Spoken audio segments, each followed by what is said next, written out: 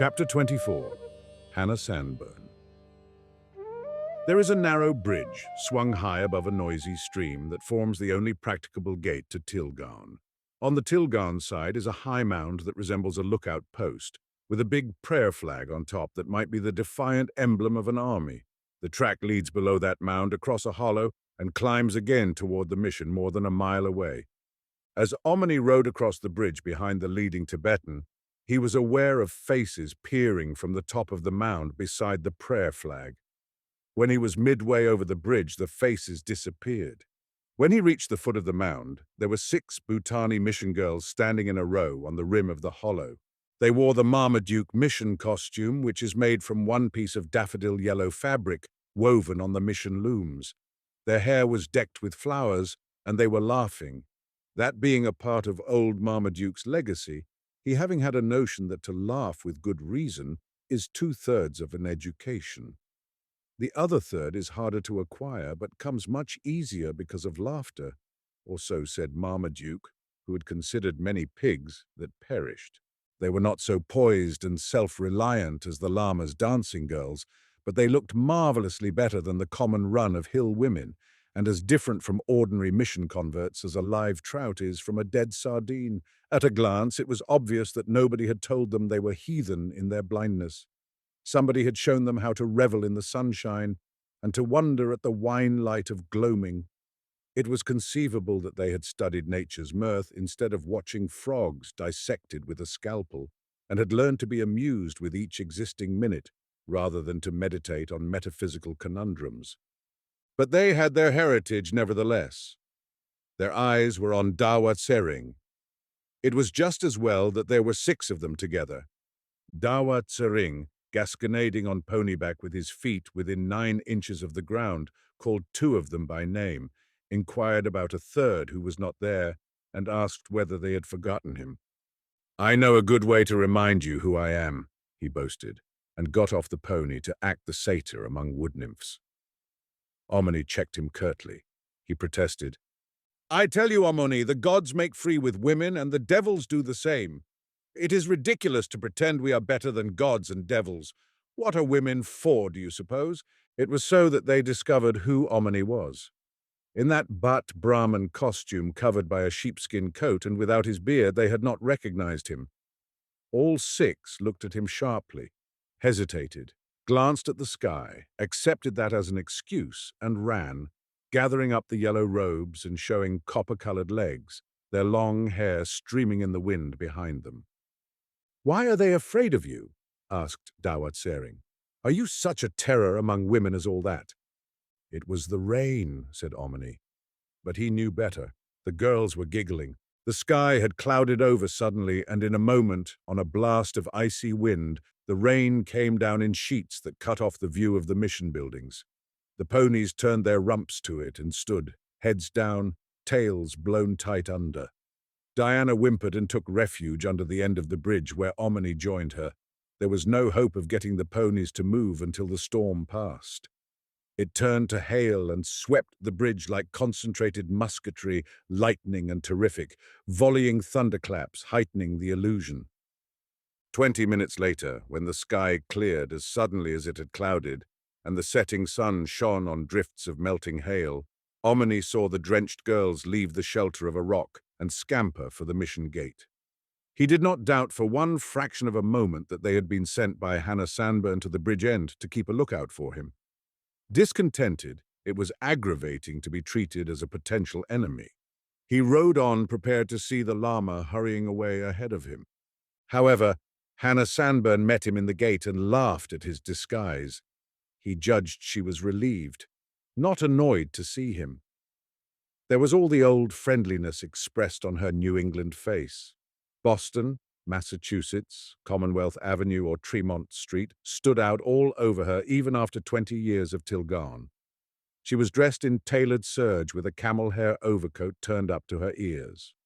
A wealth of chestnut hair beginning to turn grey showed under a plain deerstalker hat. She had not lost one trace of her New England manner, not a vestige of her pride. No weakness, but a firm and comprehending kindness dwelt on the almost manly forehead, at the corners of her mouth, and in the grand grey eyes. "All alone?" asked Omni, dismounting, shaking hands. He liked her laughter. It was wholesome, even if she did look quizzically at his jaw and chin that she had never seen before, without the modifying beard. "Yes, Cotswold. You're a day late. Siang Samdup left this morning." "Why?" he asked bluntly. She didn't answer, but looked straight at Dawat Sering, nodded, smiled at his sheepish grin, and walked straight up to him. "Give me your knife," she said quietly, and took it from him almost before he guessed what she intended. He made no effort to prevent, but sat still on his pony, looking foolish. "You shall have that back if you behave yourself, not otherwise. If you look twice at one of the mission girls, I will order the blacksmith to break your knife in two. You understand me?" She made friends with Diana next, saying hardly a word but lifting her by the forelegs to see whether the feet were injured by the long march. The hound accepted her authority as promptly as Dawat Sering did. Stroking Diana's head with one shapely, rather freckled hand, ordering the Tibetans to lead the ponies to the stable, she led the way into the stone-paved courtyard. Cloistered buildings of worn grey stone formed three sides of it, and in the midst there was an oval mass of flowers, damaged by the hail but gorgeous in the last rays of the setting sun. There was a room reserved for Omni's exclusive use, in a corner facing that front courtyard, and though he had never used it oftener than once in 3 years, it had always been kept ready for him. Another room, used less seldom, was reserved for Siang Samdup in the corner opposite. "Mr. McGregor sent your clothes by messenger. You'll find them all unpacked and cared for. Lots of hot water. I'm sorry you can't grow a beard in 15 minutes. Come to my room when you're ready. I'll take the dog." Omni shut himself into the room to smoke and think. He dreaded the coming interview more and more, the longer he postponed it. Realized that what he most detested, in a world full of discordances, was to have to account for his actions to anyone else. "Marriage might be all right," he muttered, "if women would govern themselves and concede men the same privilege." He let an hour slip by before he presented himself in Hannah Sanburn's private room, a long room over an archway leading to an inner cloister, bow-windowed on both sides, panelled in teak, with a blazing fire at one end. The crimson curtains had been drawn. The shaded oil lamps cast a warm glow over everything. A square table had been spread near the fire, and Hannah Sanburn was making toast, stepping back and forward cautiously across Diana, who had made herself thoroughly at home on the hearthrug. Old Montague's portrait, life-size, head and shoulders, smiled at the scene from the end wall, the flickering firelight making his shrewd, peculiarly boyish features seem almost ready to step out of the frame and talk. It was more difficult than ever to put her to the question in that atmosphere.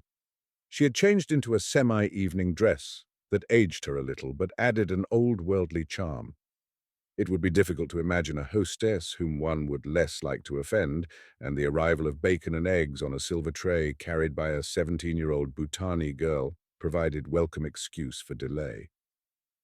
Hannah Sanburn seemed entirely unembarrassed, and if she noticed Omni's air of having something on his mind, she concealed the fact perfectly, talking about the events of the mission in a matter-of-fact voice, relating difficulties she had overcome, outlining plans for the future, avoiding anything that might lead to personal issues. "I don't know how much good we're doing. Sometimes I think scarcely any," she said at last. "We rear and educate these girls. The best ones, of course, stay on for a while as teachers. But they all get married sooner or later and lapse into the old ways. It will be a century at least before this school begins to make much visible impression." Omni stared at the fire. "Thank goodness we'll be dead then, with something different to fret about," he grumbled, angry with the destiny that he felt compelled him to probe a gentlewoman's secrets. She noticed the tone of his voice, could not very well ignore it. "What is troubling you, Cotswold? I supposed you were the most contented man on earth. Have you lost your interest in your forest?" "I've resigned from the forestry." He stared at her and broke the ice suddenly, doing the very thing he was determined not to, blurting a blunt question without tact or even a preliminary warning. Who is this girl Elsa, who is never at the mission when I'm here, but who has been to Lhasa, talks English and Tibetan, and can draw like Michelangelo? He jerked his jaw forward to conceal the contempt that he felt for himself for having blundered in so clumsily, all the while watching her face but detecting no nervousness. To his surprise and relief, she laughed and leaned her head against the high chair back, looking at him humorously from under lowered eyelids, as she might have listened to a lame excuse from someone in the school. Poor Cotswold, how you must have felt uncomfortable. You're so faithful to your friends. No, Elsa is not my daughter. I have never had that experience. If she were my daughter, I know quite well I would have said so long ago. I can imagine myself being proud of her even in those circumstances. I confess I'm mightily relieved, said Omni, grinning uncomfortably. Not, of course, that I'd have— No, I know you wouldn't, she interrupted. You are the last person on earth I would hide that kind of secret from. Why any kind of secret, Hannah? Am I not to be trusted? Not in this instance. You're the one man who couldn't be told. Then, after a dramatic pause, Elsa is your niece. Niece? He said, and shut his teeth with a snap. That one word solved the whole long riddle. Her name is Elsa Terry. He did not speak. He leaned forward, staring at her under knitted brows, his eyes as eloquent as the silence that lasted while the Bhutani girl came in and removed the supper table. Even after the girl had gone, for 2 or 3 minutes, the only sounds were the solemn ticking of a big clock on the mantelpiece, the cracking of a pine knot in the fire, and a murmur of song from a building 50 yards away. You and almost everybody else have always believed Jack Terry and your sister Elsa vanished 20 years ago without trace, she said at last. They didn't. Didn't they go to the Arbor country? Yes. You mean they're alive and you've known it all these years? They have been dead nearly 20 years. I learned about it soon afterward. You know now why they went up there? I've no new information. Jack Terry was as mad as a March hare. I think not, Hannah Sanborn answered, her grey eyes staring at the fire. Jack Terry was the most unselfish man I ever heard of. He adored your sister. She was a spiritual, otherworldly little woman, and that beast Kanandapal— I blame Jenkins, said Omni, grinding his teeth. Kanandapal was born into a black art family and knew no better. Jenkins— never mind him now. Jack Terry did his best. Your sister Elsa used to have lapses. She would cry for days on end and write letters to Mr. Jenkins begging him to give back the mind he had stolen from her. No, she wasn't mad, it was obsession. I did my best, but I hadn't much experience in those days and she was difficult to understand. The phases of the moon seemed to have something to do with it. Jack Terry and I were agreed about that. You've met Sirdar Sairahe Singh of Tilgaon? Omni nodded. He has always been a friend. He appears to be a mystic. He knows things that other people don't know, and hardly ever talks of them. Jack Terry learned from him. Jack set his arm, or a collarbone, I forget which. Anyway, he told Jack about the crystal jade of Arbor. Omni's lips moved in the suggestion of a whistle, and Diana opened one eye.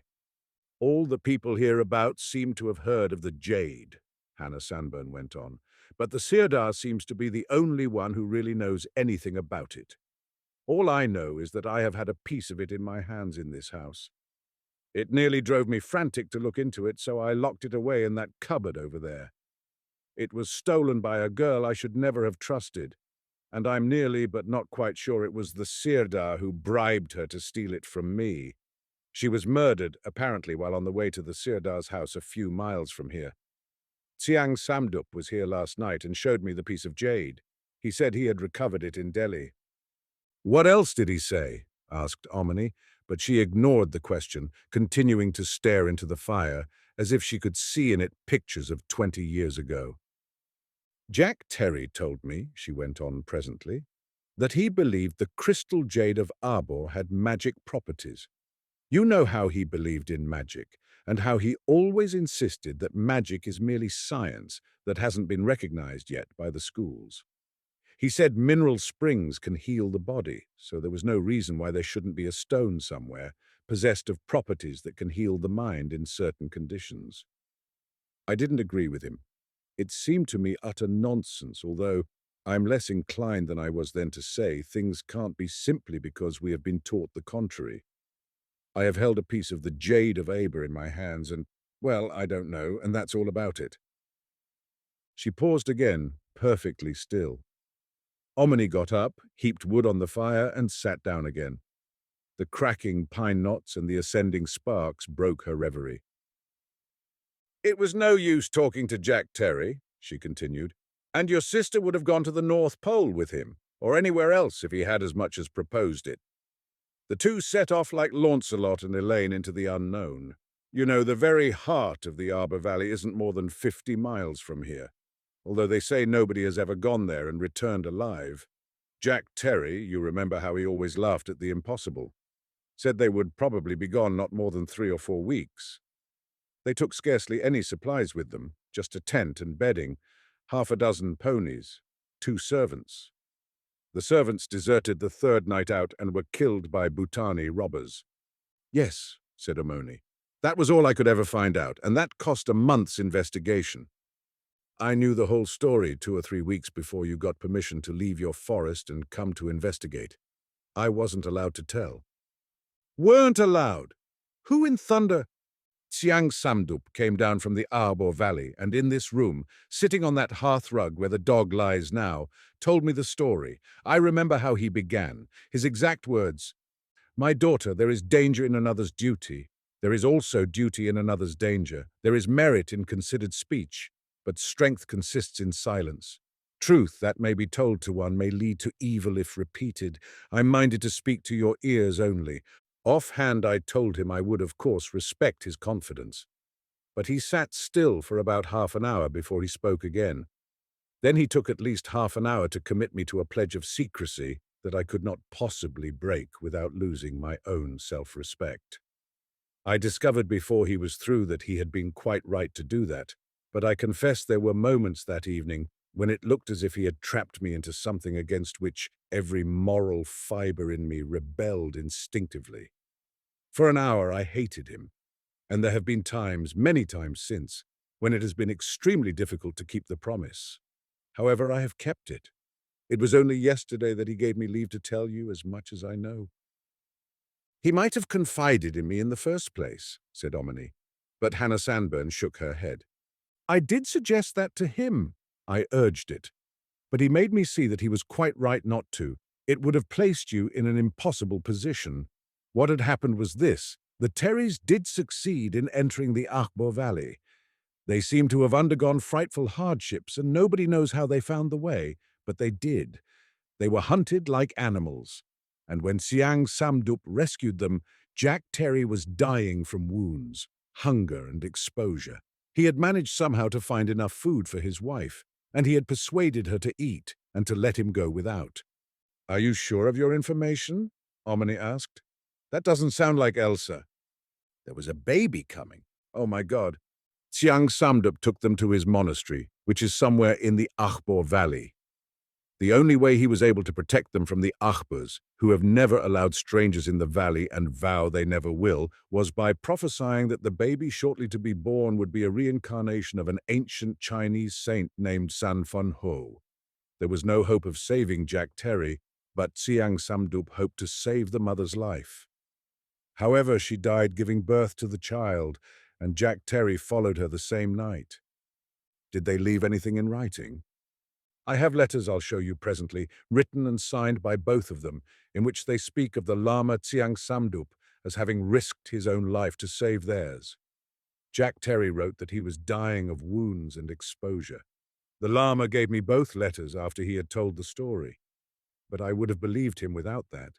I have always believed every word that Tsiang Samdup said, even while I hated him for having pledged me to silence. Go ahead. I mistrusted him not long ago and changed my mind. Tsiang Samdup is not to be doubted, Cotswold. He lied to Arbors, but that was to save life. It was an inspiration, the only way out of it, to tell those savages that the unborn baby was to be a reincarnation of a Chinese saint. I admire him for the lie. Imagine, if you can, old Tsiang Samdup, for he was old even then, rearing and weaning that baby in a monastery in the midst of savages. The Terry's death seems to have made it easier in one way. The natives saw them buried, which satisfied their law against admitting strangers, and Tsiang Samdup prevented them from digging up the bodies to throw them in the river by casting a halo of sainthood over them on the ground that they had brought a saint into the world. You know how all this country to the north of us believes implicitly in reincarnations of saints. The Tashi Lama is supposed to be the reincarnation of his predecessor, and so on. Do you see how Tsiang Samdup became more and more committed? There was a long silence. Omni poked the fire restlessly. A native teacher came in, offered a report for signature, and went out. Hannah Sanburn went on with her story. He had promised those savages a baby saint. He had produced the baby. Now he had to educate the saint, and its being a girl made it all the more difficult. But it seems there are people to whom Tsiang Samdup can go for advice. I don't know who they are or where they are. He mentions them rarely and very guardedly. I think he has referred to them twice, or perhaps 3 times during all the years I have known him, and then only for the purpose of suggesting that he isn't exactly a free agent. The conclusion I drew from his guarded hints was that he acts and is responsible for what he does, but that he would lose the privilege of conference with these unknown individuals if he should allow personal considerations to govern him. At that, I'm only guessing. He said nothing definite. "The masters," said Omni, nodding. "I'll bet you he knows some of the masters." But if Hannah Sanburn knew who they were, she gave no sign. She went on talking. It seems that the Abhors trust him implicitly within certain limits. They would kill him and burn his monastery if they caught him practicing the least deception, and they watched that baby day and night. The wife of an Abhor chieftain became the wet nurse, and the child throve. But it very soon dawned on Tsiang Samdup that however carefully he might educate her, you knew he had an Oxford education, she would grow up like a half-breed unless he could have skillful assistance from someone of her own race. So he consulted these mysterious authorities, and they, whoever they are, told him that a way would open up if he should take me into confidence. As I told you, he first bound me to secrecy. He didn't make me swear, but he gave me a lecture on keeping faith that was as radical as the Sermon on the Mount, and he tested me every inch of the way to make sure I agreed with him. I've used that sermon over and over again in teaching the teachers of this school. When he had me so tied up in my own explanations of what keeping faith really means, that there wasn't any possible way out for me, he told me the story I have just told you and made me an astonishing proposal. I have sometimes wished I had accepted it. Hannah Sanburn paused for a long time, staring at the fire. He offered, she said at last, to find someone else for my position here, to smuggle me into the Abhor Valley, and to teach me more knowledge than Solomon knew, if I would give unqualified consent and would agree to stay up there and help him educate that baby. And I refused, she said quietly. Won't you put some more wood on the fire? And this I know, that when the gods have use for us, they blindfold us, because if we should see and comprehend the outcome, we should grow so vain that not even the gods could preserve us from destruction. Vanity, self-righteousness, and sin, these 3 are one, whose complements are meekness, self-will, and indifference. Meekness is not modesty. Meekness is an insult to the soul. But out of modesty comes wisdom, because in modesty the gods can find expression. The wise gods do not corrupt modesty with wealth or fame, but its reward is in well-doing and in a satisfying inner vision. From the Book of the Sayings of Tsiang Samdup, Chapter 25, The Compromise. Omni stacked up the fire and resumed his seat in the leather armchair that Marmaduke had always used. Diana, belly to the blaze, barked and galloped in her sleep. Hannah Sanburn went on talking. Tsiang Samdup said last night that you have been with him 2 months. Do you know then what I mean when I say one can't argue with him? He just sat there on the hearthrug, and it's difficult to explain. He seemed to be listening for an inside message. It may sound idiotic, but I received the impression of a man waiting for his own soul to talk to him. He was perfectly silent. He hardly breathed. I felt absolutely sure he would find some way out of the difficulty. But the strange thing was that the solution came from me. I suppose 10 minutes passed without a word said, and I felt all the while as if my mind were being freed from weights that I had never known were there. Then suddenly I spoke because I couldn't help it. I saw what to do so clearly that I simply had to tell him. It wasn't hypnotism. It was just the contrary. It was as if he had dehypnotized me. I saw all the risks and scores of difficulties, and I saw absolutely clearly the necessity of doing just one thing. I told him I would take the child for 6 months out of every year and treat her as if she were my own. He might have her for the other 6 months. Every single wrinkle on his dear old face smiled separately when I said that. I'd hardly said it when I began to wish I hadn't, but he held me to my word. He brought me the baby the following week, and she was here in this building all the while you were ranging the hills for some word of the Terrys. The hardest work I ever had to do was to keep silent when you returned here, worn out and miserable about your sister's fate. But if you had been let into the secret, you would have interfered, wouldn't you? Am I right or wrong, Cotswold?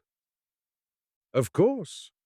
I would never have dreamed of letting my sister's child go back to the Abhor Valley. Yet, if Tsiang Samdup hadn't taken her every year for half a year, the Arbors would have killed him. And remember, I had bound myself in advance not to tell anyone, and particularly not to tell you. The Lama was only able to loan her to me for 6 months of every year, by consenting to the Arbors watching her all the time she was with me. Whenever she has been with me, Arbors have watched day and night. The excuse Tsiang Samdup gave to them was that unless she should be with me for long periods, she would die, and the Arbors would find their valley invaded by white armies in consequence. They fear invasion of their valley more than anything else they can imagine. On the other hand, they regard the child as a gift from heaven and the old Lama as her rightful guardian. I don't quite understand the situation up there. The Arbors don't accept Tsiang Samdup's teachings. They have a religion of their own, and he isn't one of them. He's a Tibetan. But they recognize him as a Lama, protect his monastery, and submit to his authority in certain ways. Perhaps I'm stupid. He has tried very hard to explain, and so has Elsa. Privately, I called her Elsa, after her mother, of course.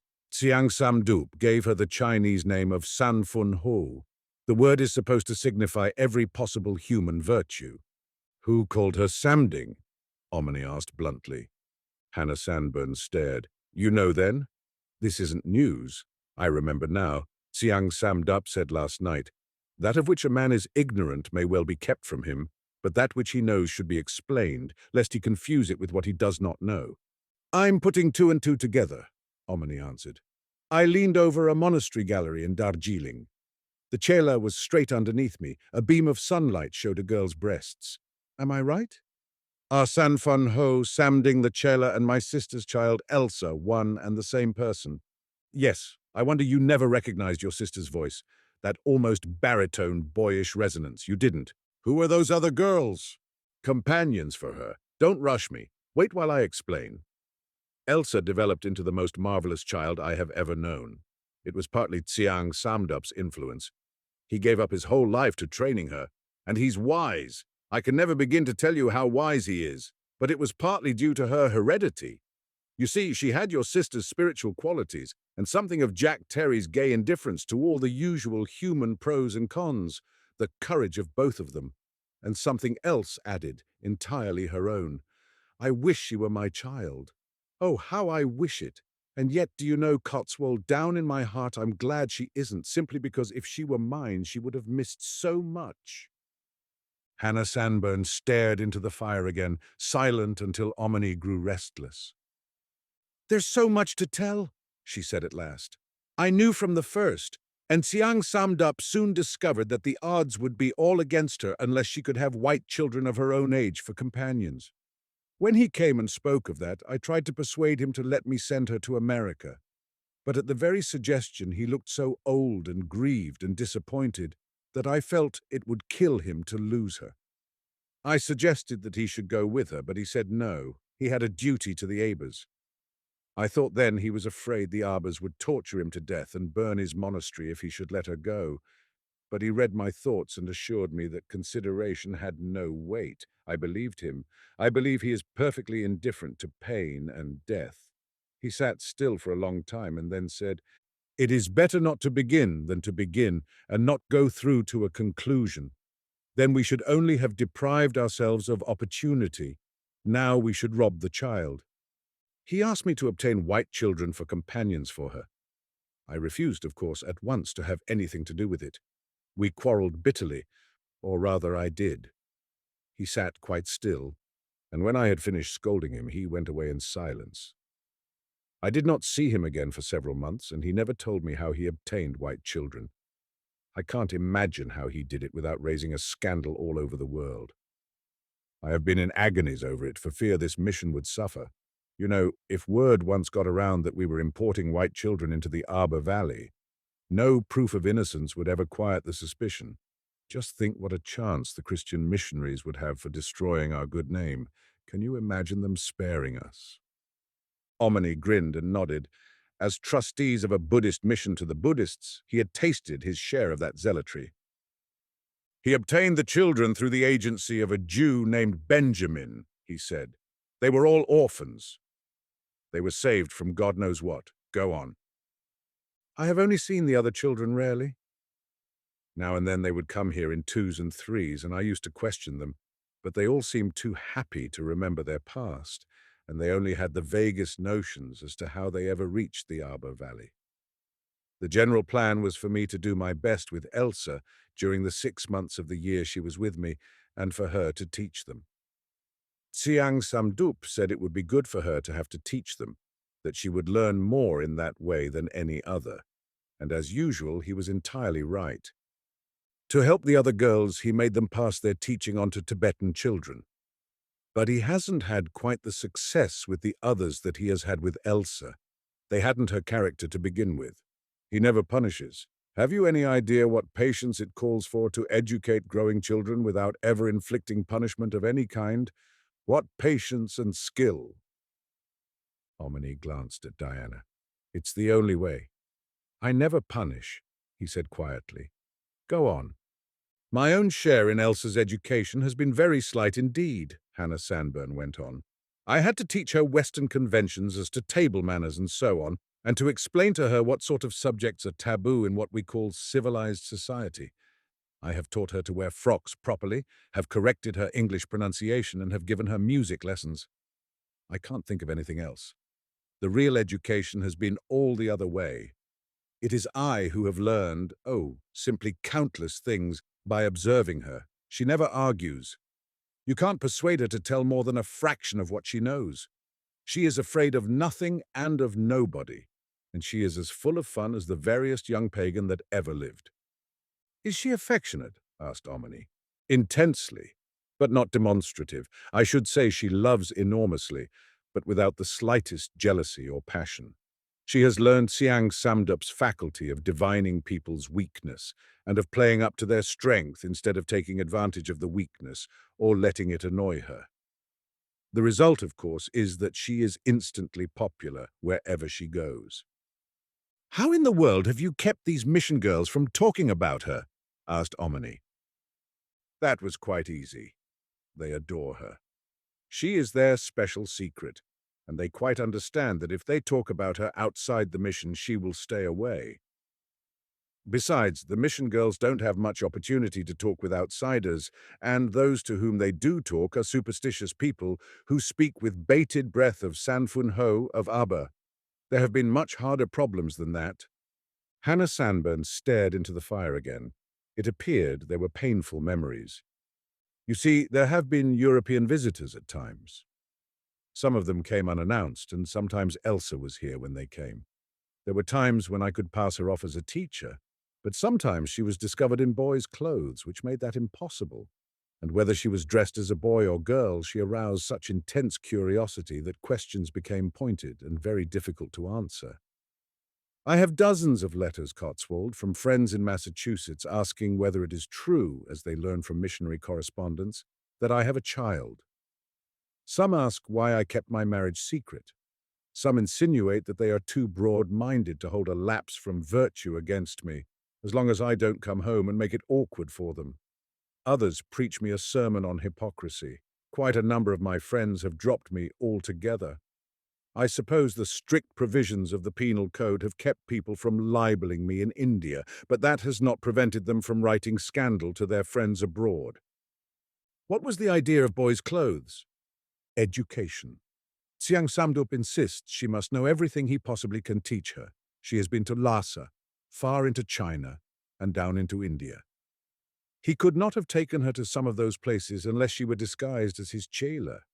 A girl chela would have aroused all sorts of scandal and difficulties. Then again, he says all human life is drama, and the only way to teach is by dramatic presentation. But who, he asks, can present a drama unless able to act all parts in it? He says we can only learn by teaching and can only teach by learning, and he is right, Cotswold, he is absolutely right. Does he propose that she shall preach a crusade or something like that in India? Omni asked, frowning. He proposes she shall be an absolutely free agent, possessed of all knowledge necessary to freedom. That tour into India was only a part of her education. But I saw her as Samding receiving princes of the blood and being almost worshipped, Omni objected. Education. Tsiang Samdup says she will be either flattered or hated wherever she goes. He says the hatred will strengthen her. He wants to be sure no flattery shall turn her head. And those other girls? They are to go free also, as and when she goes. Tsiang Samdup is fabulously rich. He pays for everything in gold, although I don't know where he gets it. He has secret agents all over India. Sometimes I think they're all over the world. He says wherever Elsa goes, she and the other girls will be provided for and will find friends. Where does he propose to send them? Omni asked, a wave of rebellion sweeping over him. He was well schooled in self-control, but all the English in him rose against the notion of his sister's child being subject to an Oriental's whim. Education was one thing, heritage another. Hannah Sanborn laughed. The expression of her face was firm, and yet peculiarly helpless. I am not to tell you that. Why in thunder not? You have told so much that, if you were as used as I am, Cotswold, to trusting that grand old lama and always discovering afterward that his advice was good, you wouldn't press the point. My sister's child, he began angrily, but she interrupted him. Don't forget, Tsiang Samdup saved the mother from death at the hands of savages.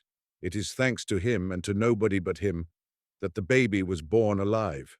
Yes, but Tsiang Samdup told me, and I believe him, that your sister put the newborn baby into his arms and begged him to care for it as if it were his own.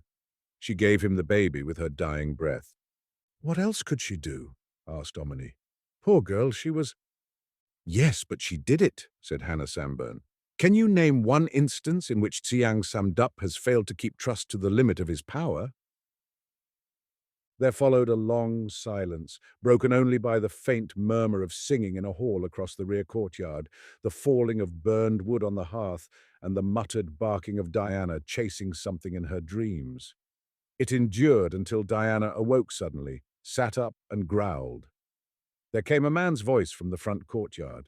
2 or 3 minutes later, there was a knock at the door, and a toothless old Sikkimese watchman announced a visitor, mumbling so that Omni did not catch the name. A moment later, Sirdar Sirohi Singh strode into the room, greeted by thundering explosions from Diana, who presently recognized him and lay down again. The Sirdar, without speaking, bowed profoundly, once to Hannah Sanborn, once to Omni, then crossed the room and sat down cross-legged on the floor, with his back to a corner of the fireplace at Hannah Sanborn's right hand, where his own face was in shadow, but he could see both hers and Omni's. Diana went up and sniffed him, but he took no notice of her. I have word, he said gruffly, at the end of 3 or 4 minutes' silence. He seemed to expect comment. From whom? About what? The Sirdar's amber eyes met Omni's. You remember? When we met the first time, I said I was at your disposal to escort you to another place. Omni nodded. But I am not your superior. The Sirdar used a word that conveys more the relationship of a guru to his chela than can be expressed by one word in English. But at that, the significance was vague. Do you wish to come with me? In the West, it would have been the part of wisdom to ask when, why, whither. 20-odd years of India had given Omni an insight into arguments not current in the West, however. He did not even glance at Hannah Sanburn. "Yes, I am ready." The Sirdar stood up. There was magic in the air. Diana sensed it. She was trembling. Hannah Sanburn rose and placed herself between the Sirdar and the fire so that he could not pass her easily. "Do you accept responsibility?" she asked. The Sirdar nodded. "Will he return here?" "As to that, I am ignorant. He will arrive there." "You will escort him safely to the Lama?" Again, the Sirdar nodded. Hannah Sanburn moved and the Sirdar strode past her toward the door.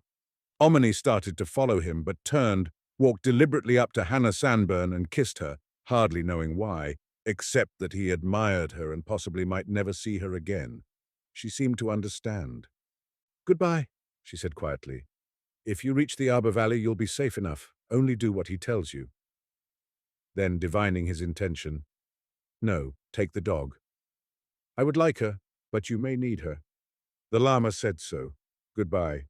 It was cold outside. Omni tied on Diana's sheepskin jacket, which was hanging, cleaned and dried, from a peg in the hall.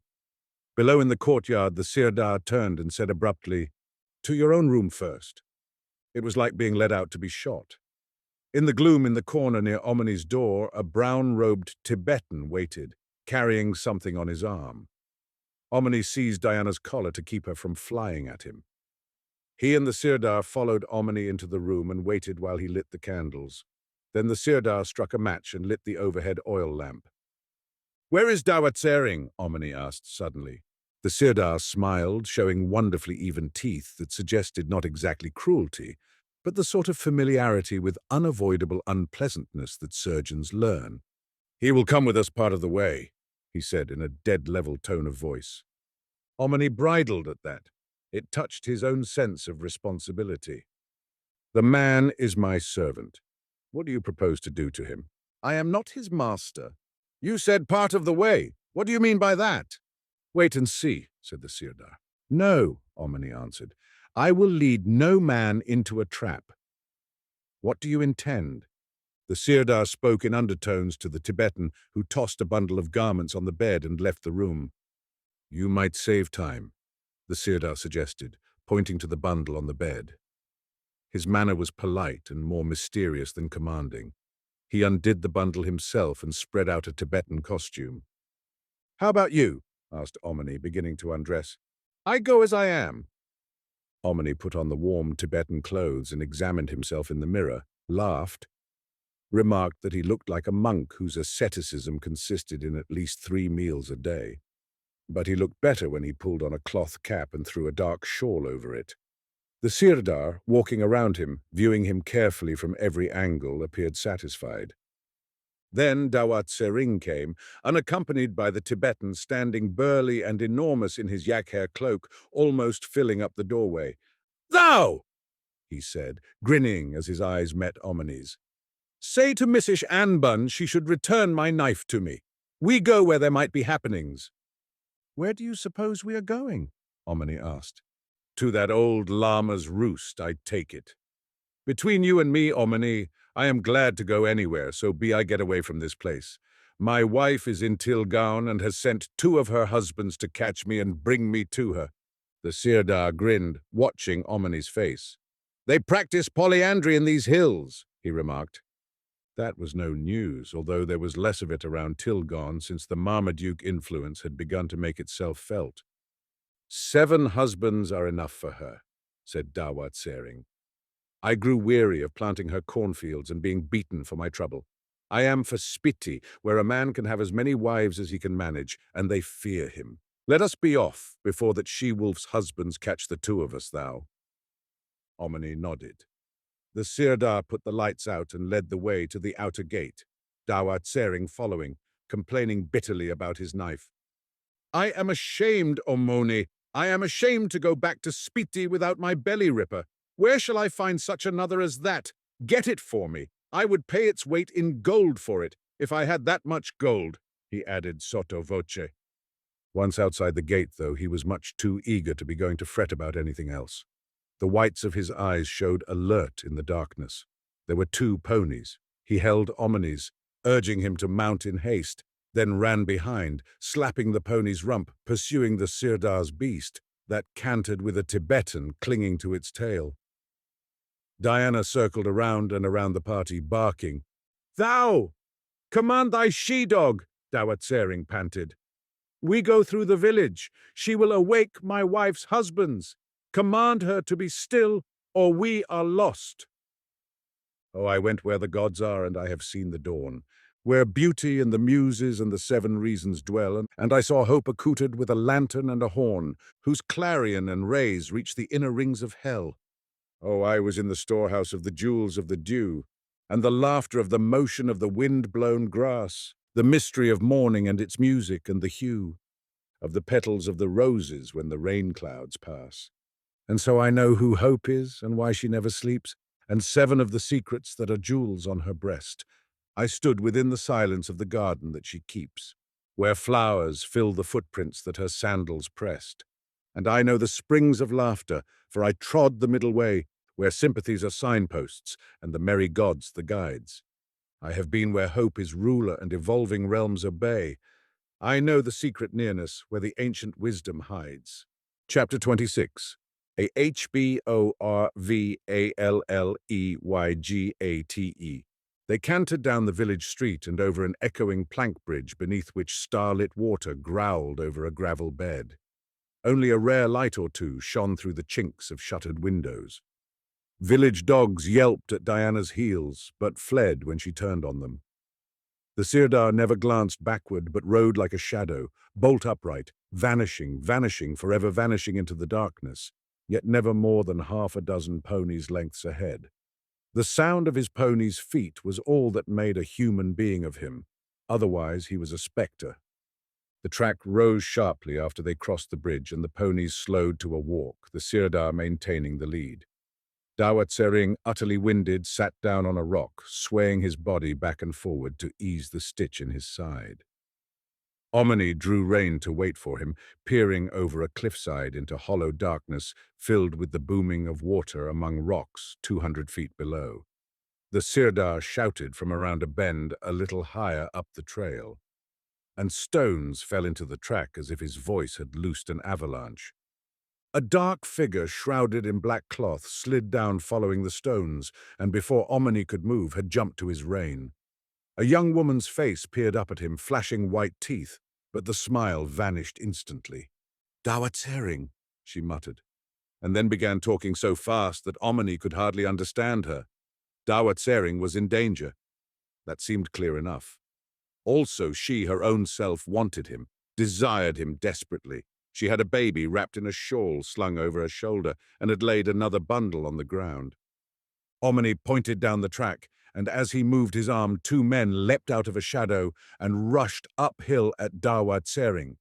Diana flew at them, and they backed away. They had weapons, but appeared afraid to use them. Dawatsering ran uphill toward Omni, feeling for the knife that was not there, and Omni whistled to Diana. The 2 men followed her cautiously, advancing step by step as she retreated, snarling. From the opposite direction around the bend, the Sirdar came cantering back downhill, sending stones scattering over the cliffside. The girl flung herself at Dawatsering, seizing him around the neck and pouring out a stream of words, half intelligible, choked with anger, grief, laughter, command, and emotions unknown to those who have not loved and do not still love an adventurer from Spiti. "Sooner than expected," the Sirdar grunted, drawing rein. The Sirdar seemed pleased, and to have changed his mind about being in a hurry. He sat bolt upright on his pony and waited in silence for something to happen, but the Tibetan behind him drew a long knife and showed it to the 2 men who were standing in the attitude of wrestlers. Dawatsering seemed to want to run, but the woman clung to him. Diana growled thunderously, but awaited orders. "Who are these men?" asked Omni. "My wife's husbands." Dawatsering shook the girl off and stepped between Omni and the Sirdar. It appeared he meant to slip away, but the Sirdar's pony made a sudden half-turn, and there was nothing left for him but to stand or jump over the cliff. "Protect me, Omni. I have been a friend to you. That dog hasn't a flea on her. Moreover, Missish Anbon has my knife. Who is this young woman? Omni demanded. The Sirdar answered. The two husbands were about to speak, but waited, open-mouthed. The woman was watching the Sirdar as if destiny hung on the movement of his lips. She is his! It is his child. Choose, he commanded, shoving Dawat Sering, making him turn to face him. Go with her to Spiti, or go with them to Ladakh and the wife of many husbands. Which? But how do I know it is my child? Dawat Sering grumbled. The Sirdar's face was in darkness from the shadow of the overhanging cliff. He did not laugh, but his smile was almost audible. She knows. You may learn from her. Choose quickly. Is it a man-child? Dawat Sering asked, and the woman burst into excited speech, beginning to unwrap the bundle that swung at her back. Well, that is different, said Dawat Sering. If it is a man-child, there is need of men in Spiti. Very well, I will take the woman. To Spiti, the Sirdar commanded. Understand, I will write to the Raja of Spiti. You will stay in Spiti and obey him. If you ever again cross the boundaries of Spiti without a letter from your Raja giving permission and stating the reason for it, you will deal with me. Oh, well, said Dawat Sering, shrugging his broad shoulders. Must I go now? Now, said the Sirdar. Goodbye, Omni. Now you must pick your own fleas off the dog. I will be sorry for you when I think of you without a servant, but I am too well born to be any man's servant for long. And this woman is a good one. I will sing songs of you in Spiti after you are dead. I think you will die soon. Look out for that Sirdar. He is a tricky fellow. He kicked the bundle the woman had dropped, as a signal for her to pick it up and follow him. In another moment he had vanished, clambering by a goat track up the cliff, humming cheerfully through his nose each time he paused to let the laden woman overtake him. The Sirdar faced the discontented husbands, lifting his right hand for silence. Go back to that woman in Ladakh, and to her say this from me, he ordered, that it may be I will come to Ladakh. If I come, and when I come, it will be well for her if I have no reason to concern myself about her. Turn neither to the right nor to the left, nor delay on the road to Ladakh, but hasten and tell her my message. And when she has beaten you, tell her a second time, and add this, that if again she sends men across the boundaries of Ladakh, she shall lose them. Go! They went, retreating backward downhill toward Tilgaon, whence another track led over a 17,000-foot pass toward their polyandrous neighborhood. The Tibetan followed them, presumably to see the order was obeyed. The Sirdar turned and rode uphill in silence, keeping the middle of the track so that Omni had no room to draw alongside. On the left, a cliff fell sheer into the darkness. On the right, it rose until it seemed to disappear among the stars. Omni rode with his woolen clothes wrapped closely against the penetrating wind that moaned from over the ravine on his left hand.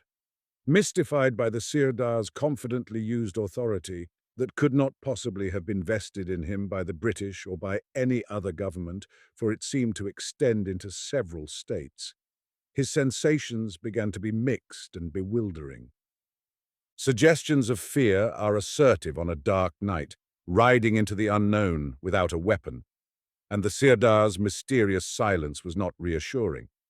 Hannah Sanburn had said he was always a friend, but a woman all alone in charge of a mission, surrounded by potential danger, would be likely to overestimate the friendship of anyone who was not openly hostile. It occurred, and kept on recurring, however hard he tried to dismiss the thought, that with the exception of Hannah Sanburn, he alone knew the secret about Elsa Terry.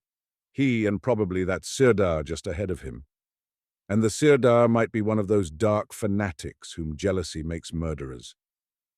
What if the Sirdar were leading him now to his death in the unknown? For what purpose had Elsa been educated? Why had she been taken into India on that weird, dramatic venture?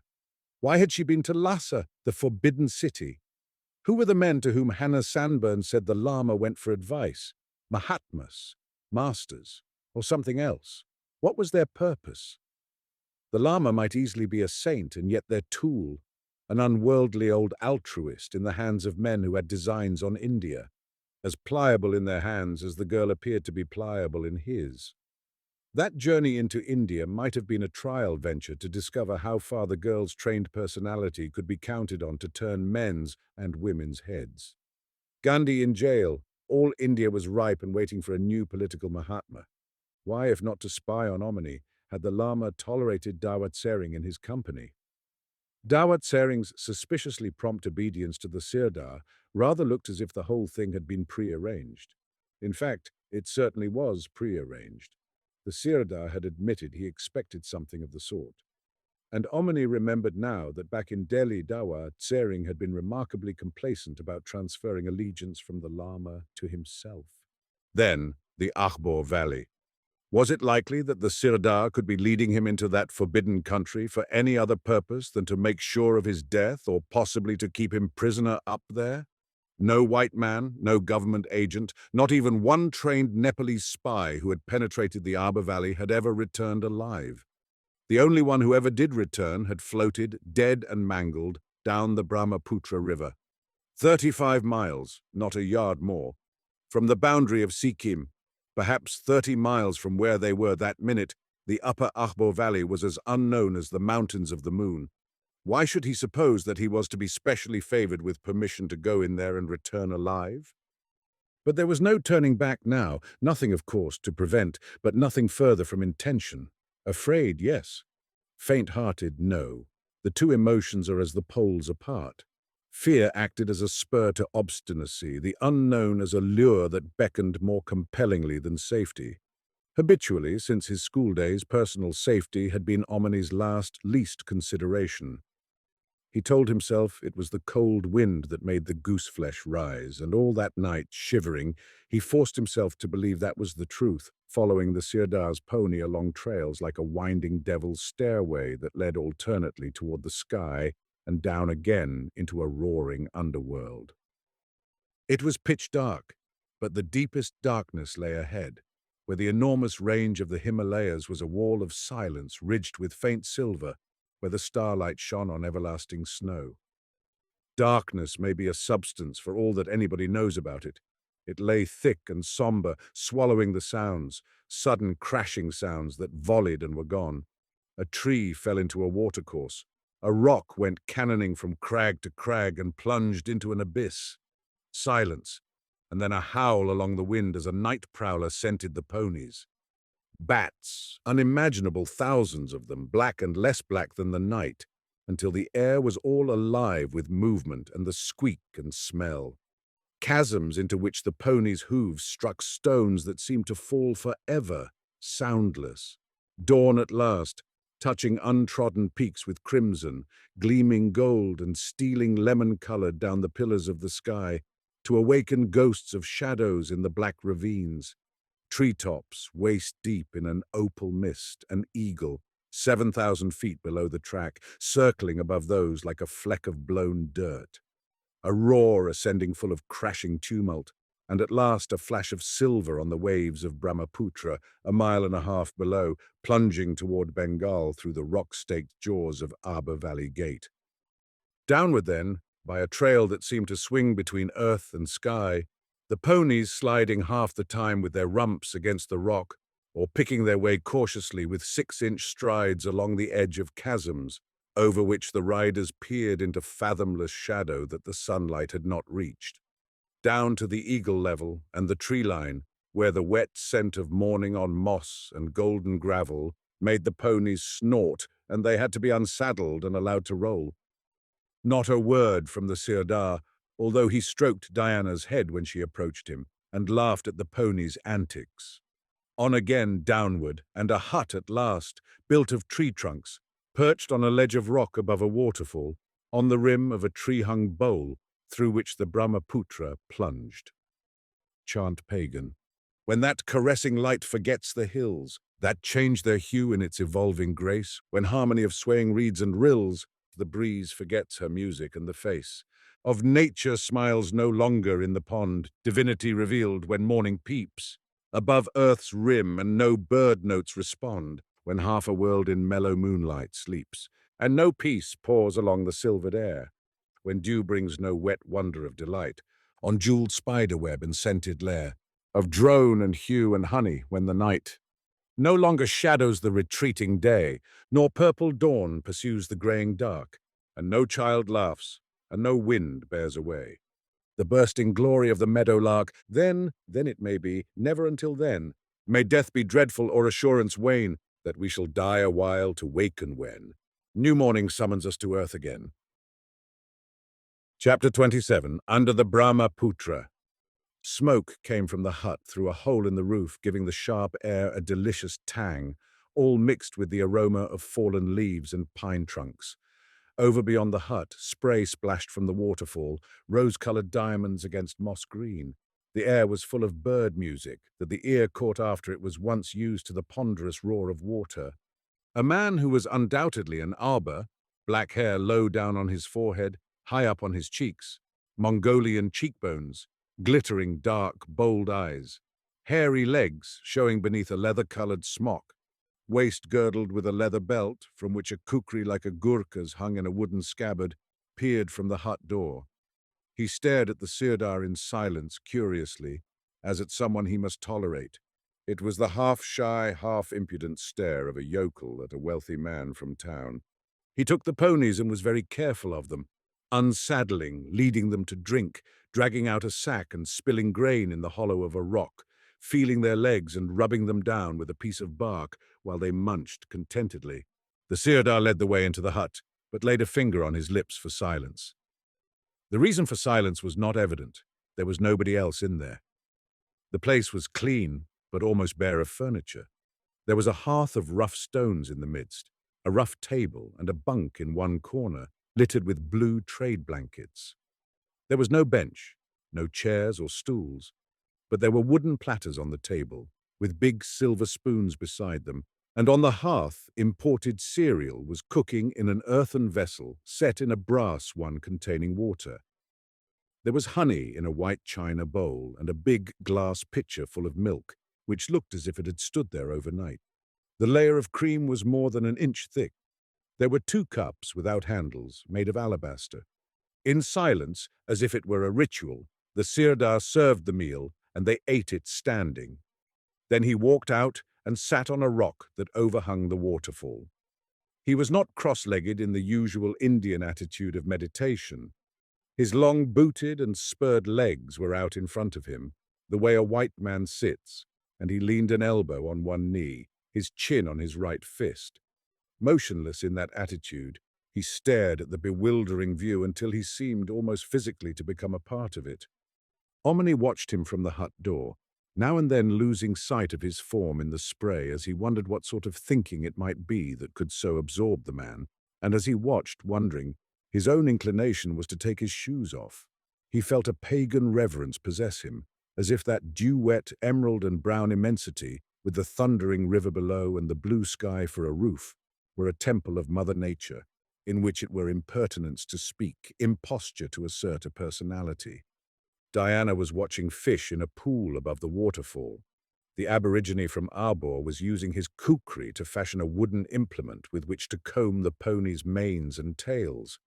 The birds were hopping on tree and rock about their ordinary business, and an eagle circled overhead as if he had been doing the same thing for centuries.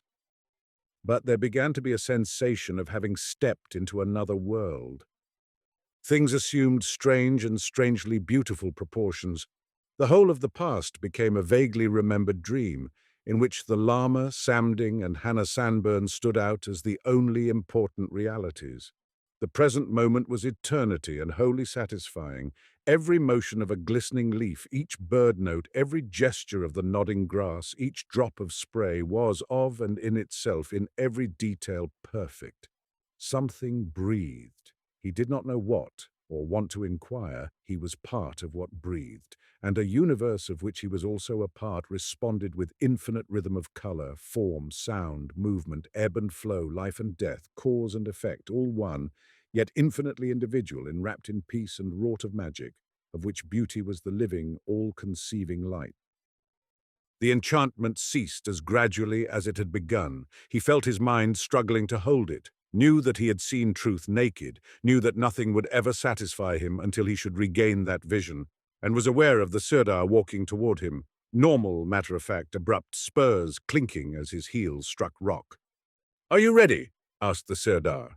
Omni whistled, and Diana followed them along a fern-hung ledge. There was opal air beneath them.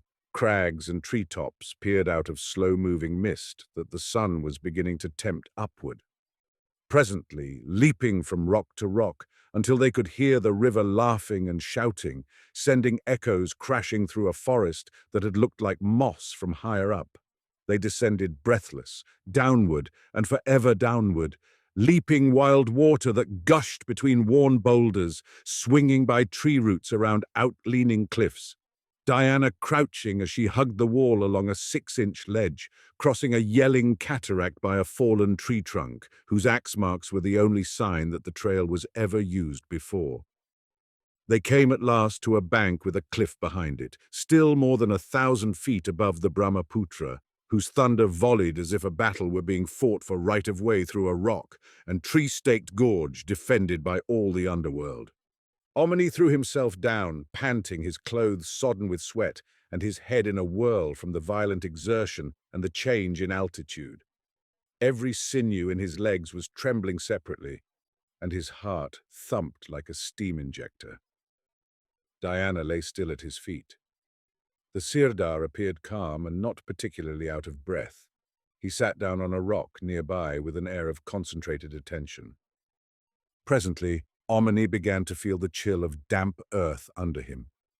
He got to his feet to look for a better place closer to the cliff, and stood for a moment craning upward, trying to gauge with his eye the distance they had come from the lip of the ravine that showed at one point sharp as a pencil line against the sky. He realized he could never find the way back if life depended on it, and guessed there must be another way than that into the Abhor Valley, or how could men and animals find egress? He turned to speak, leaning one hand against the cliff. "This way," said the Sirdar's voice on his left hand, and before he could turn, he felt himself shoved violently, his head still singing from the strain of the descent, a vertigo still swimming through his brain. He was sure, but only dimly, that he had been pushed, then pulled through a narrow fissure in the shadowy corner of a projecting spur.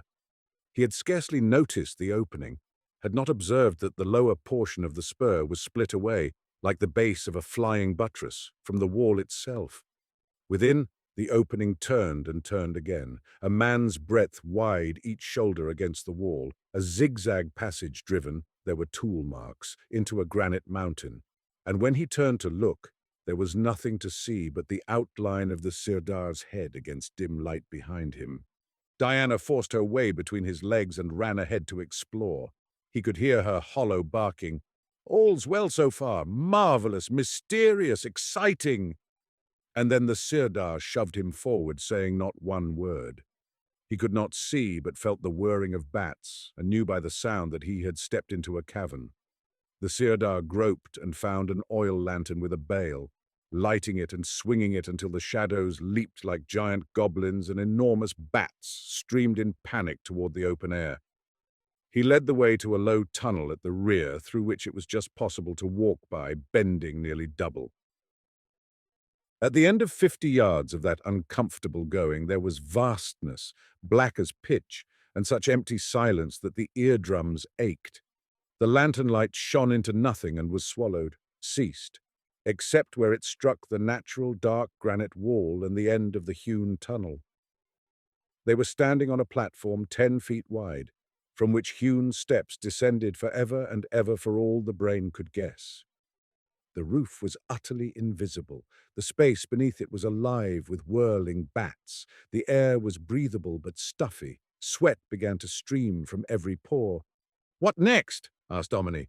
"What next? Ot next? Ot next? Ot next? Ot next?" The echoes answered, dying away in a grumble at last somewhere in the bowels of the world. He did not care to speak again. He tried to suppress thought, lest the echoes should learn that and multiply and mock it in the solemn hugeness of the underworld.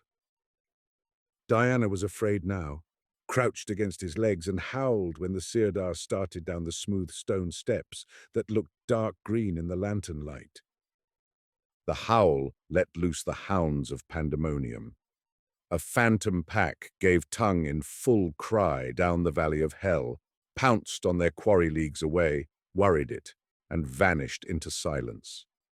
The Sirdar laughed, and the laugh went after them until 1,000 devils seemed to mock the ghost the hounds had slam. Diana was seized with panic and had to be dragged by the collar.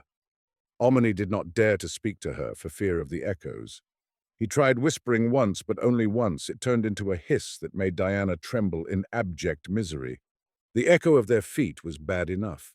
Each downward step was repeated until the darkness became full of a din like the clapping of unseen hands.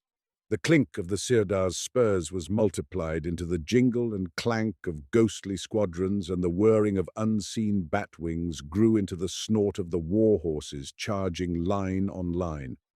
It was easy enough to imagine lance and pennon and the dead from 1,000 battlefields repeating history. Omni began trying to count the steps, but lost the reckoning at the 6th or 7th turn. The stairway zigzagged to and fro across the face of a wall that seemed from its smooth yet irregular feel to have been hewn by giants from the virgin rock.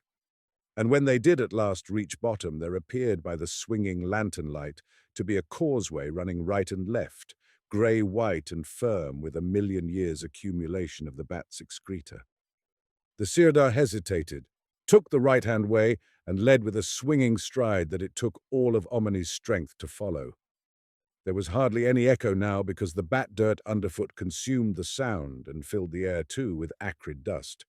But there began to be a weird, very far-away rumbling, at first not more than a peculiar, irregular pulsation of the silence, gradually increasing until it sounded as if all the echoes in the world were hiding in the cellar of a mountain, crowding one another to find room.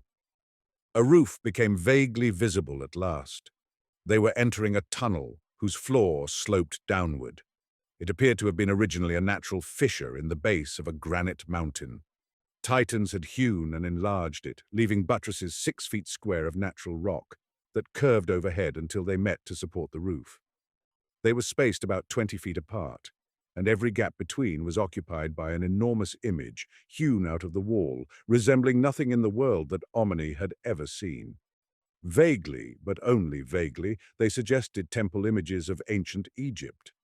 No two were alike. Due to the moving shadows, they appeared to change position as the lantern passed them, and the weird sounds that filled the tunnel suggested conversation in the language of another world. The only remark the Sirdar made of any kind was midway down the tunnel, more than a quarter of a mile from the point where its roof had first become dimly visible. He paused for a moment, seemed to hesitate whether or not to speak, then pointed upward. "We are under the Brahmaputra." His voice sounded muffled. The noise of the tremendous river galloping and plunging overhead absorbed all other sounds. "How thick is the roof?" Omni asked. But he did not know how to pitch his voice. The words died on his lips. His own ears could not hear them.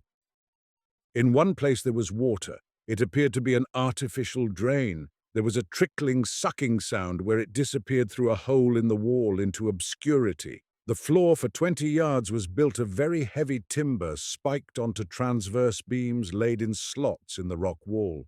The slots were very ancient, and the timbers not a generation old, marked here and there with the print of ponies' hooves, which seemed to Omni to prove one point at any rate. There must be another way out from the Abhor Valley than that goat path down the side of the ravine. No pony, laden or unladen, could negotiate the trail by which he and the Sirdar had come. Once they had crossed the wooden bridge, the track began to rise, but the Sirdar continued leading at the same speed, neither heat nor stuffiness impeding him.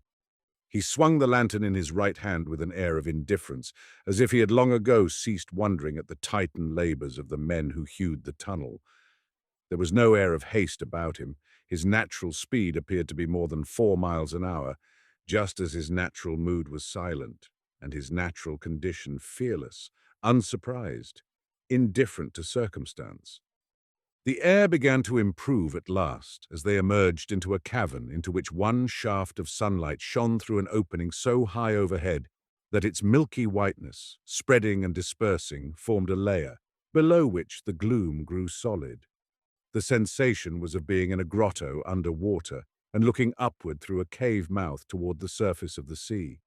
One almost expected to see fish swimming across the zone of light. The Sirdar allowed Omni to rest at last. He sat on a rock that resembled an altar, set the lantern on another, and motioned to Omni to be seated on a third.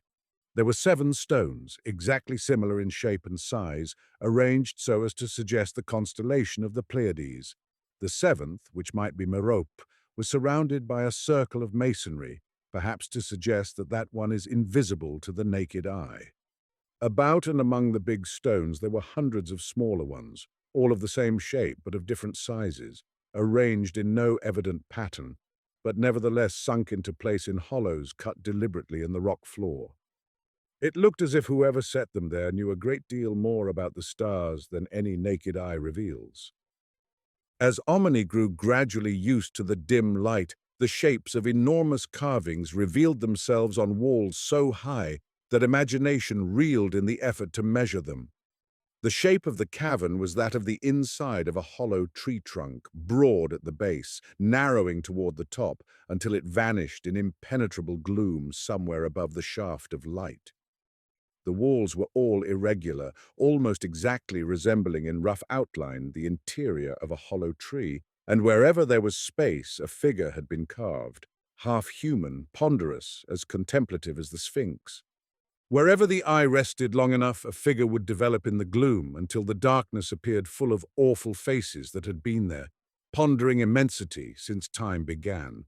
As well as Omni could judge, they were in the core of a hollow granite mountain. He turned to question the Sirdar, but as he moved, a sound like a distant trumpet blast came from above, and glancing upward, he saw a speck that might be a human being moving on the lip of the opening through which the shaft of light came. Diana howled at the sound, but the howl was lost in the enormous space. There were no echoes. The Sirdar made no comment, but got to his feet at once and, holding up the lantern, examined Omni's face for a moment intently. His expression was of exercising judgment, but he said nothing, did not even nod. His amber eyes looked hardly human in the dimness and glowed with a reddish light behind them, leonine but curiously passionless. Swinging the lantern again, he turned and led the way toward a projection outflung like a buttress from the nearest wall. There began then an ascent that almost conquered physical endurance. Steps, whose treads, hewn from the rock, were 18 inches high, followed the outline of the ragged walls and circled the whole huge cavern 3 times toward the opening through which the light poured in. There were places, but not many of them, where the way ran almost level along a ledge for 50 feet or so, and thigh muscles had a chance to rest from the agony of climbing. The only other resting places were the crowns of smooth, gigantic heads that gazed forever into vastness. There was no rail, no balustrade. The steps were nowhere more than 3 feet wide, with nothing on their outer edge but darkness and a terrifying certainty of what would happen if a foot slipped or if vertigo prevailed. Diana, thrusting herself between the wall and Omni, pressed herself against him for the sake of human company, adding to the terror of the long ascents where no huge head projected to afford a sense of something solid between the wall and the abyss. The Sirdar seemed tireless. Omni ached in every sinew of his being. Blood sang in his ears and eyes. Thirst began to torture him. A stitch like a knife jab gnawed under his ribs. Repeatedly, he had to lie face downward on a level place, pressing both hands tightly on the stone, while the whole cavern and all the silent heads seemed to whirl and whirl around him. Then Diana licked the back of his neck, and the Sirdar waited 20 or 30 yards higher up, swinging the lantern as if its constant rhythmic movement were in some way necessary. He never spoke once, made no sound other than his footsteps and the clink of spurs all the way up. But now and then he stood on the crown of a head overhanging the cavern and swung the lantern in wider sweeps, as if he were signaling to someone. The shaft of light faded and almost disappeared before they reached the opening. Omni was in no condition then to reckon up the hours or to guess at the height he had climbed. Not more than barely conscious, he collapsed on a smooth platform that sloped dangerously outward, his fingers trying to grip the rock and his feet continuing to climb. He felt the Sirdar, or somebody, seize him by the armpits, heard Diana growl, and the next he knew he was lying face upward with cool water on his lips, a cool breeze on his face, and a starlit sky overhead. He felt Diana nosing at his hair and knew nothing after that for several hours. In this sense, we are our brother's keepers, that if we injure them, we are responsible. Therefore, our duty is so vigilantly to control ourselves that we may injure none, and for this there is no substitute. All other duties take a lower place and are dependent on it. From the Book of the Sayings of Tsiang Samdup, Chapter 28, The Lama's Home. When Omni recovered consciousness, it was some time before he was sure he was not dreaming. There was no sense of stability. The universe appeared to sway beneath him, and the sky, when he opened his eyes at last, swung like a compass card. He closed his eyes, heard voices, and presently discovered he was in a stretcher being borne on men's heads. When he opened his eyes again, the first thing he saw was Diana looking down at him from a rock. She barked when he moved his hand. It was a very rough stretcher made of poles and hide. His feet were loosely tied to it, and a rope was passed over his breast, but he could get his hands under the rope, and its purpose was explained when the stretcher became tilted at an acute angle, and he rode for a while with his feet pointed at the sky. On either hand were sloping limestone cliffs, and he was being carried up a dry watercourse between them. He felt no impulse to ask questions, but was curious about his own condition. He recalled rather vividly a time 10 years ago when he was carried to an operating room. When the stretcher returned to the horizontal and he cautiously tested each muscle, he discovered that his leg sinews were so stiff that he could hardly bear to move them. Then he remembered. Every step of the climb up that titanic stairway came back to him like a nightmare. He craned his neck looking for the Sirdar, but failed to discover him. He could not see the stretcher-bearers, but there were 8 arbors walking behind, ready to relieve them. Hairy, savage-looking men, possessed of that air of deliberate indifference that usually hides extreme fanaticism. Their eyes were large, like those of deer, and the hair came close up to their cheekbones. They all had weapons. 2 were armed with bow and arrows, but no 2 weapons were alike, and no 2 were dressed exactly alike. Presently, the path began to follow the edge of a cliff 5,000 or 6,000 feet above a river, undoubtedly from its size the Brahmaputra that galloped and plunged among rocks in the bed of a valley on the left hand. Incredible, enormous mountains leaned against the sky in every direction, suggesting barrenness and storms, but the valley lay golden and green in the sunlight, patched with the vivid green of cornfields, dotted with grazing cattle and with the dark brown roofs of villages. It looked like an exceedingly rich valley and well populated. After a mile or 2 of gorgeous vistas, the track turned to the right and passed between miles of tumbled ruins, whose limestone blocks, weighing tons apiece, had turned to every imaginable hue of green, grey, brown, and yellow. Blue and red flowers were growing in the crevices, and trees had forced themselves between tremendous paving stones that now lay tilted with their edges to the sky. Omni untied the rope across his breast and sat up to observe the ruins, laying both hands on his thighs to ease their aching, and presently he gasped, forgot the agony. The track passed between 2 monolithic columns more enormous than the grandest ones at Thebes, and emerged on the rim of a natural amphitheatre, whose terraced sides descended for about 2,000 feet to where a torrent of green and white water rushed from a cave mouth and plunged into a fissure in the limestone opposite. The air was full of the noise of water and the song of birds, intoxicating with the scent of flowers and vivid with their color. Every terrace was a wilderness of flowers and shade trees, strewn with boulders that broke up the regularity, and connected one with another by paths and bridges of natural limestone, where streams gushed from the fern-draped rock and fell in cascades to the torrent in the midst. There was an atmosphere of sunlit peace. Above the topmost terrace, occupying about 1/3 of the circumference, were buildings in the Chinese style. The roofs were carved with dragons, and the rear walls appeared to be built into the cliff, which rose for 1,000 feet to a sheer wall of crags, whose jagged edges pierced the sky. There were no human beings in evidence, but smoke was rising from several of the buildings, which all had an air of being lived in. The track, which was paved now with limestone flags, led under an arch in the midst of the largest building. The arch turned out to be the opening of a tunnel, 20 feet high at lowest and as many wide, that pierced the mountain for more than 100 yards, making two sharp turns where it crossed caverns and followed natural fissures in the limestone before it emerged on the edge of a sheer ravine, overlooking another valley that appeared to approach the gorge of the Brahmaputra at an angle of nearly 45. Away in the distance, like a roaring curtain, emerald green and diamond white, blown in the wind, the Tsangpo River, half a mile wide, tumbled down a precipice between two outflung spurs that looked like the legs of a seated giant. The falls were leagues away, and yet their roar came downwind like the thunder of creation. Below them, incalculably far below the summit, the rising spray formed a dazzling rainbow, and where, below the falls, the Tsangpo became the Brahmaputra, there were rock-staked rapids more than 2 miles wide that threw columns of white water 50 feet in air so that the rocks looked like leviathans at war.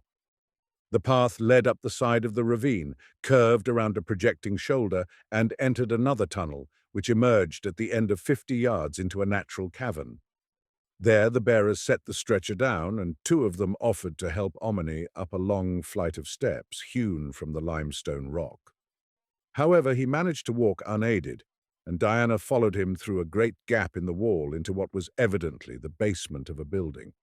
There he was met by a brown-robed monk, not an Abhor, a Tibetan, who smiled but made no remark and led him up winding stairways between thick masonry walls to a gallery that overhung the valley from a height which made the senses reel.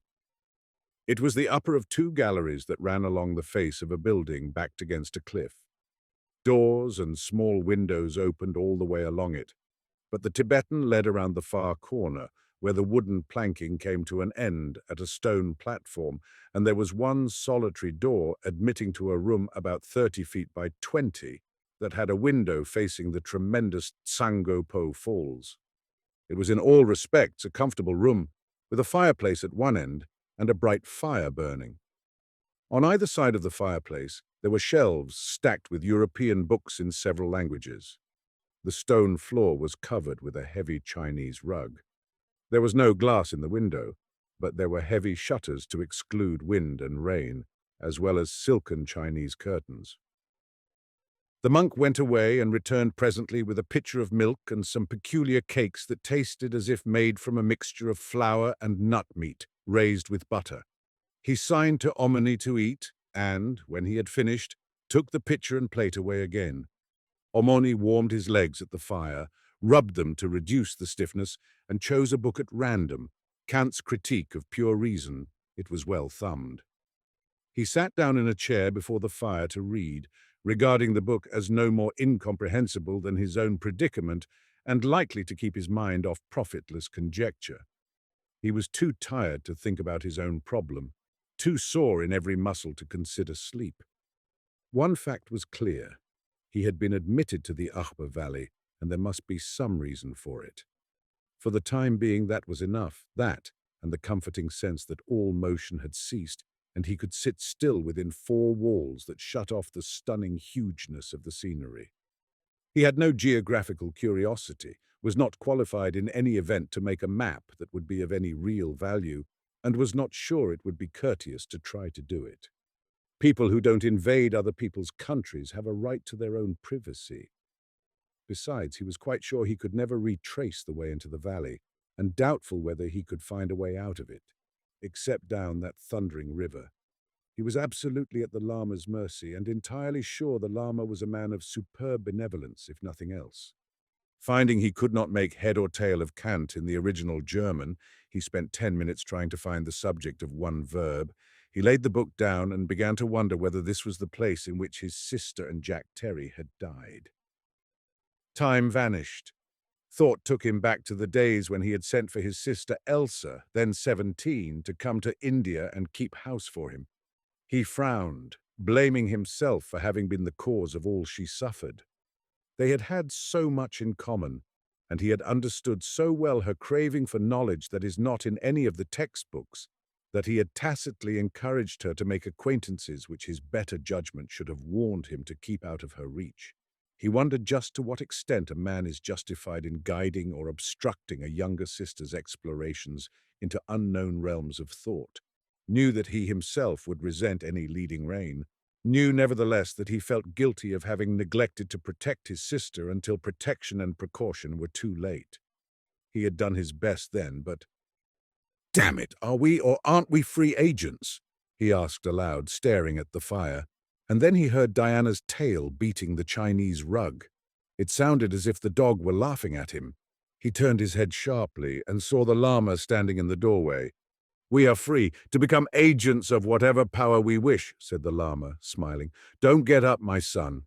I know how thighs ache after a climb up the stairs of the Temple of Stars. The Sirdar does not know the other entrance to the valley." "Where is he?" asked Omni, staring. He was not particularly interested in the Sirdar. A suggestion as to who and what the llama might be had occurred to him suddenly. He was sparring for time to follow up that thought. "He returned," said the llama, sitting on a chair before the fire, betraying an inclination to tuck his legs up under him but resisting it. "The arbors would have killed him if he passed beyond the opening." "They would have killed you if it were not for Diana the dog. My son, you wonder why I left you in Darjeeling. There were 7 reasons, of which the first is that I have no right to lead you out of your environment, and the second that you have the right to make your own decision. The third reason was that these arbors guard their valley very strictly. It is their valley. They also have their rights. The fourth reason was that an excuse must be presented to the arbors for admitting you. The fifth, that I alone could do that. The sixth, that I must make the excuse in advance of your coming, since they would not listen unless given time to consider the matter. And the seventh reason was that it was fitting you should learn why this has been kept from you for 20 years, before you learn as much of the secret as I can show you. Behind each of those 7 reasons are 7 more beyond your comprehension." "You spoke with Miss Sanburn?" Omni nodded. Suspicion was approaching certainty. He wondered that the thought had not occurred to him long before. "Where is the Chela, Samding Elsa Terry, my niece?" he asked. There is no foretelling which emotion will come uppermost. He felt a bit humiliated. It annoyed him to think he had lived for 2 months in almost constant association with his sister's child and had never guessed it. Annoyed him more to think that the llama should not have trusted him from the beginning. Most of all, that he had not guessed the llama's identity. He felt almost sure that he had guessed right at last. Nothing but a Western dread of seeming foolish restrained him from guessing aloud. But the llama read his thoughts and answered the unspoken question first in his own way, his bright old eyes twinkling amid the wrinkles. "Those who are trustworthy, my son, eventually prove it. Always, and it is only they to whom secrets should be told. It is not enough that a man shall say, 'Lo, I am this,' or 'I am that.' Nor is it enough that other men shall say the same of him. Some men are trustworthy in some respects, and not in others. He who trusts and is betrayed is answerable to his own soul. Do you think it would have been fair to trust you with the secret of my Chela?" he asked suddenly. Omni sidestepped the question by asking another, "Why do you call her San Fun Ho?" "It is her name. It was I who gave it to her. She accepted it when she was old enough to understand its meaning. Do you know Chinese? The word means possessor of the 3 qualities, but its inner meanings are many. Righteousness, virtuous action, purity, benevolence, moral conduct, ingenuousness, knowledge, endurance, music, and all the qualities that lie behind those terms."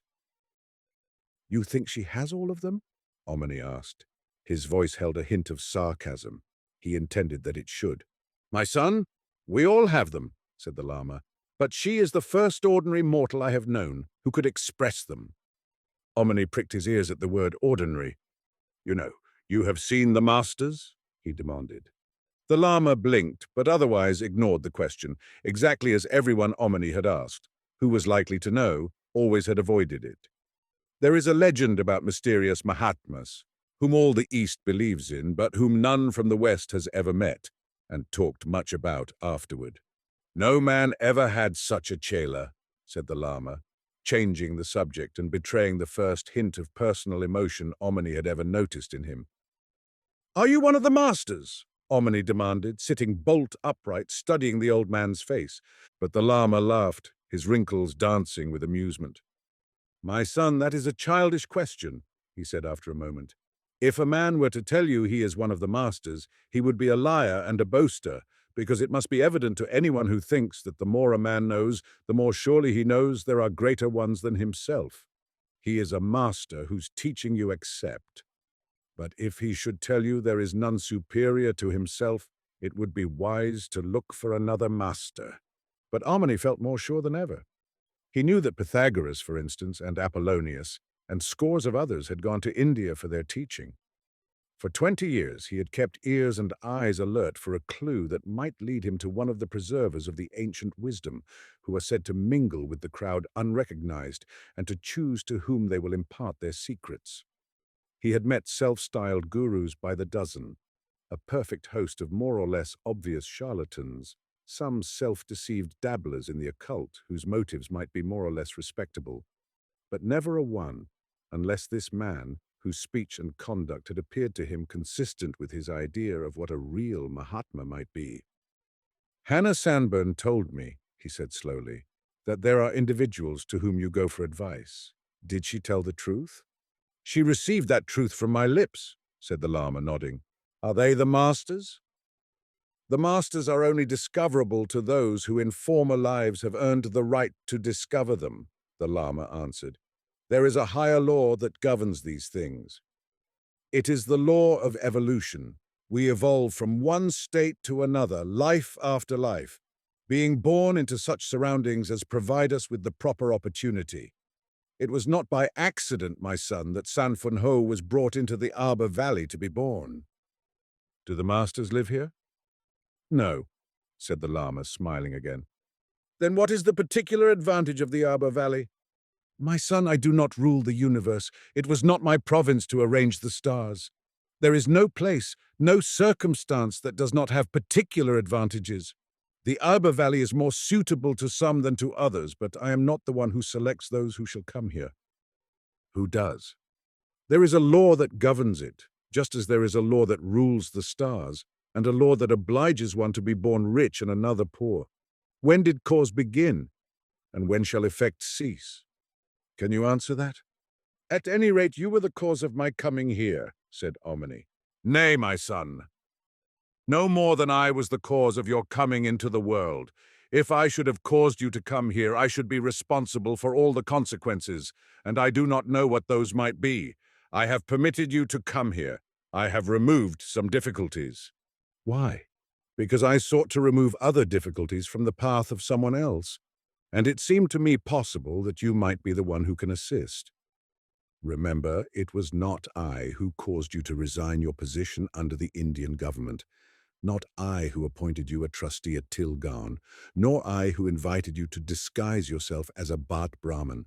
Have I ever given you advice on any of those matters?" "No," Omni admitted, "but you have corresponded with me ever since Marmaduke died, and if your letters weren't educative, what were they?" "Evocative," the Lama answered. "Shall I show you the copies of all the letters I have written to you? I believe you will not find one word in them that might evoke from you anything except your higher nature, nor one word that you could twist into inducement to do this or to do that. I have taught you nothing. You have tried to understand my letters and have found a guiding force within yourself. I am not your guide." "Well then, why the interest in me?" Omni retorted.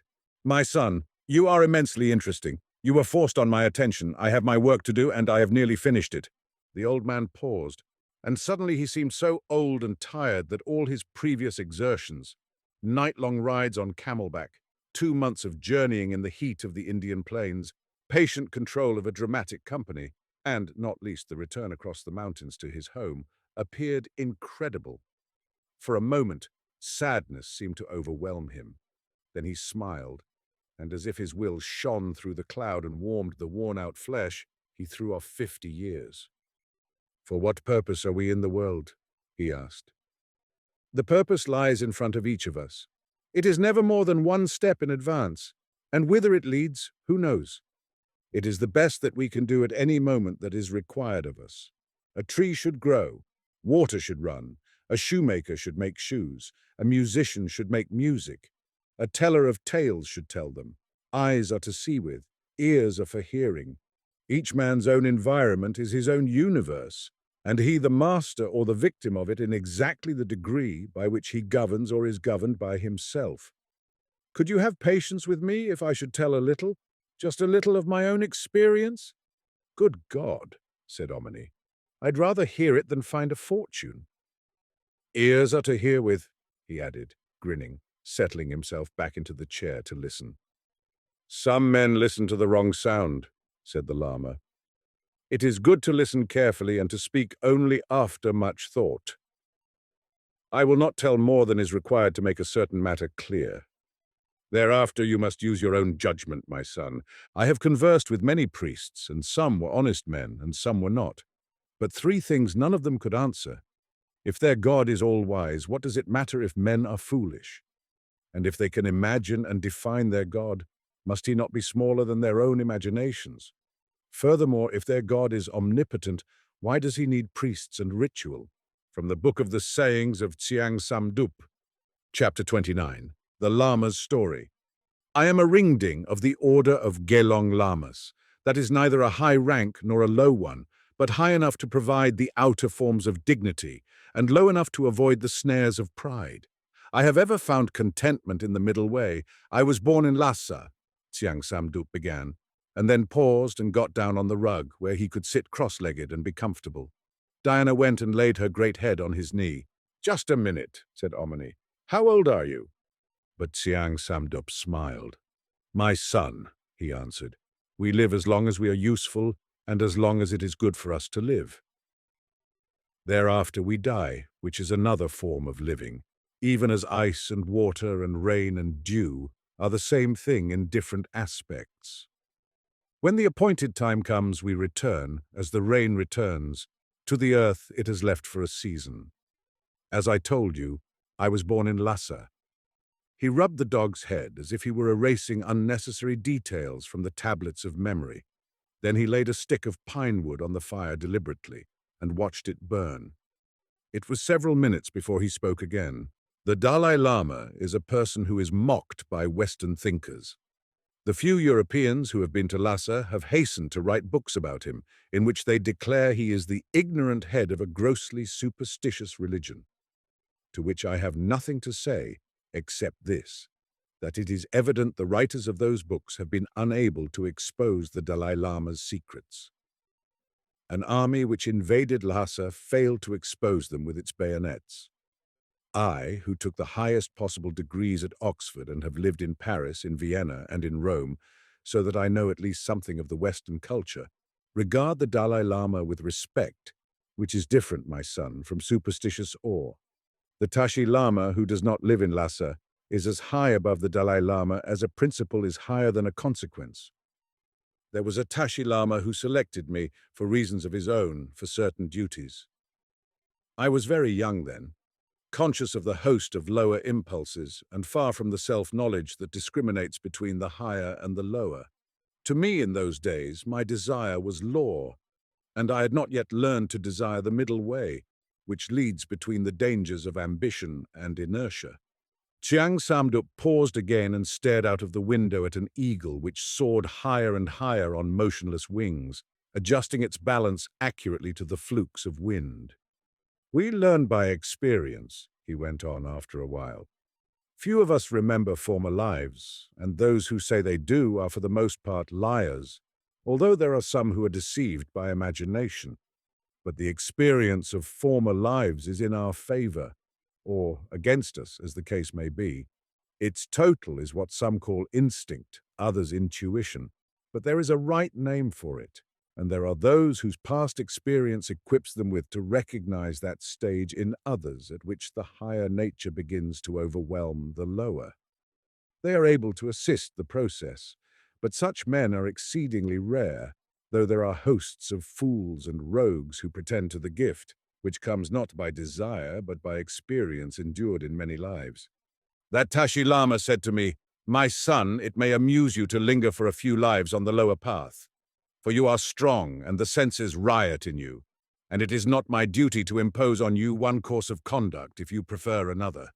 It is very difficult to rise against the will, but very easy if the will directs. And I, because I loved him, answered I would do his bidding.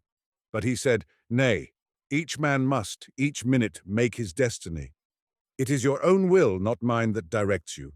Shall I fight your will and force you to attempt the better way? Not so, because in that case you would surely fall, for which I should be responsible. But I perceive that the time has come when you may choose, and that your will is strong enough to make the choice and hold to it. You may be a benefactor or a beneficiary, a man aware of manhood or a victim of the lower senses, bound to the wheel of necessity. Which shall it be? And because he had discerned and had chosen the right moment, there was a surging of the spirit in me, and as it were an awakening. I said to him, I have chosen, and he asked me, which way? To which I answered at once, the higher, whereat he laughed, for I do not doubt that he saw the pride and the ambition that were cloaked within the answer. Thereafter he considered me for a long time before he spoke. And when I had waited so long that I supposed he would say no more at all, he said this, They who take the higher way in the beginning are consumed with arrogance. They mortify the flesh and magnify the will until there is no balance left. And when, after their period of death, they are born again, it is into a feeble body possessed by a demon will that tortures it. Even as they who choose the lower way are reborn into brutal bodies with feeble wills. Whereat I asked him, How then shall I choose between the higher and the lower, since both are evil? And he considered me again a long time. At last he said this, There is the middle way, but there are few who find it, and yet fewer who persist in it, because pride tempts one way and sloth the other. And I said, I have chosen. And he said, Speak. And I said, Let it be the middle way. Whereat he did not laugh, but considered me again for many minutes. And at the end of it he said, My son, you have much strength. If you persist and keep the middle way, you have a destiny, and you shall not die until you have fulfilled it. But beware of pride, and above all, seek no knowledge for your own sake. At that time he said no more, but I became his chela. I washed his feet, and I swept the floor of his chamber, which was less than this one and less comfortably furnished. He taught me many things, but mainly patience, of which I lacked more in those days than a snake lacks legs. I supposed that before his time should come to die, he would prefer me to high office. But nay.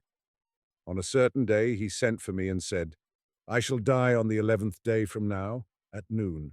Tomorrow at dawn take the road into India and go to Delhi, to a certain house in a certain street, and there learn the tongue of the English. Thence, I having made provision for it, journey to England, to a university called Oxford, and there learn all that the university can teach, and particularly all they think they know about philosophy and religion. I said to him, Why? And he said, I know not why, but I tell you what I know it is good for you to do. There is a destiny which, if you fail not, you shall fulfill. But beware of the Western knowledge, which is corrupt and strained through the sieve of convenience. I do not know, but it may be that you must learn the Western teachings for another's sake. Who can teach a horse unless he understands the way of horses? Who can make a sword unless he understands the qualities of steel? And I said to him, Shall I be a swordsmith? But he answered, Nay. I said, You have a destiny to fulfill. So I asked, When? But he said, I know not. However, I know this. If you seek your own advancement, you will fail. And there is a certain condition in you that will inevitably bring you to a death by violence because of lies that you yourself will tell, but because of your strength that may not come to pass until your work is finished. So I said to him, How shall I know what my work is? And he answered, That will appear. But I said, If you, my great and very holy master, are to die, who then shall show me how to fulfill this destiny? And he answered, It is for you to become fit to be the tool of destiny, and to hold yourself at all times ready. There are those from whom at the proper time you may receive the right advice. So I asked, How shall I find them? And he answered, They will find you. Thereafter I besought him earnestly that I might remain with him in Lhasa until his death, because I was his chela, and that is no commonplace relationship. Its roots lie deeper than the roots of trees. But he answered, "The first duty of a chela is obedience." Tsiang Samdup paused and stared through the open window at the sky for several minutes. Eyes and sky were so exactly the same color that it looked as if the substance of the sky had crept within him and appeared through slits amid the walnut wrinkles of his face. "It was midwinter," he said after a while, "and no light task to cross the passes. But the route the Tashi Lama gave me was this way, through the Abhor Valley, and I lay for a month in this monastery, recovering from frostbite and exhaustion. And as I lay between life and death, one came to me who had a pilgrim's staff, and no outward appearance of greatness, who considered me in silence for a long while. But the silence appeared to me like the voice of the universe, full of music, yet without sound. He went away.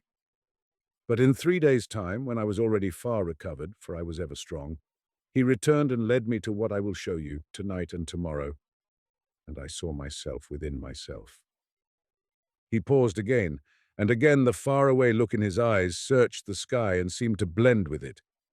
"He carried me forth," he said presently, "I lying like a dead man in his arms."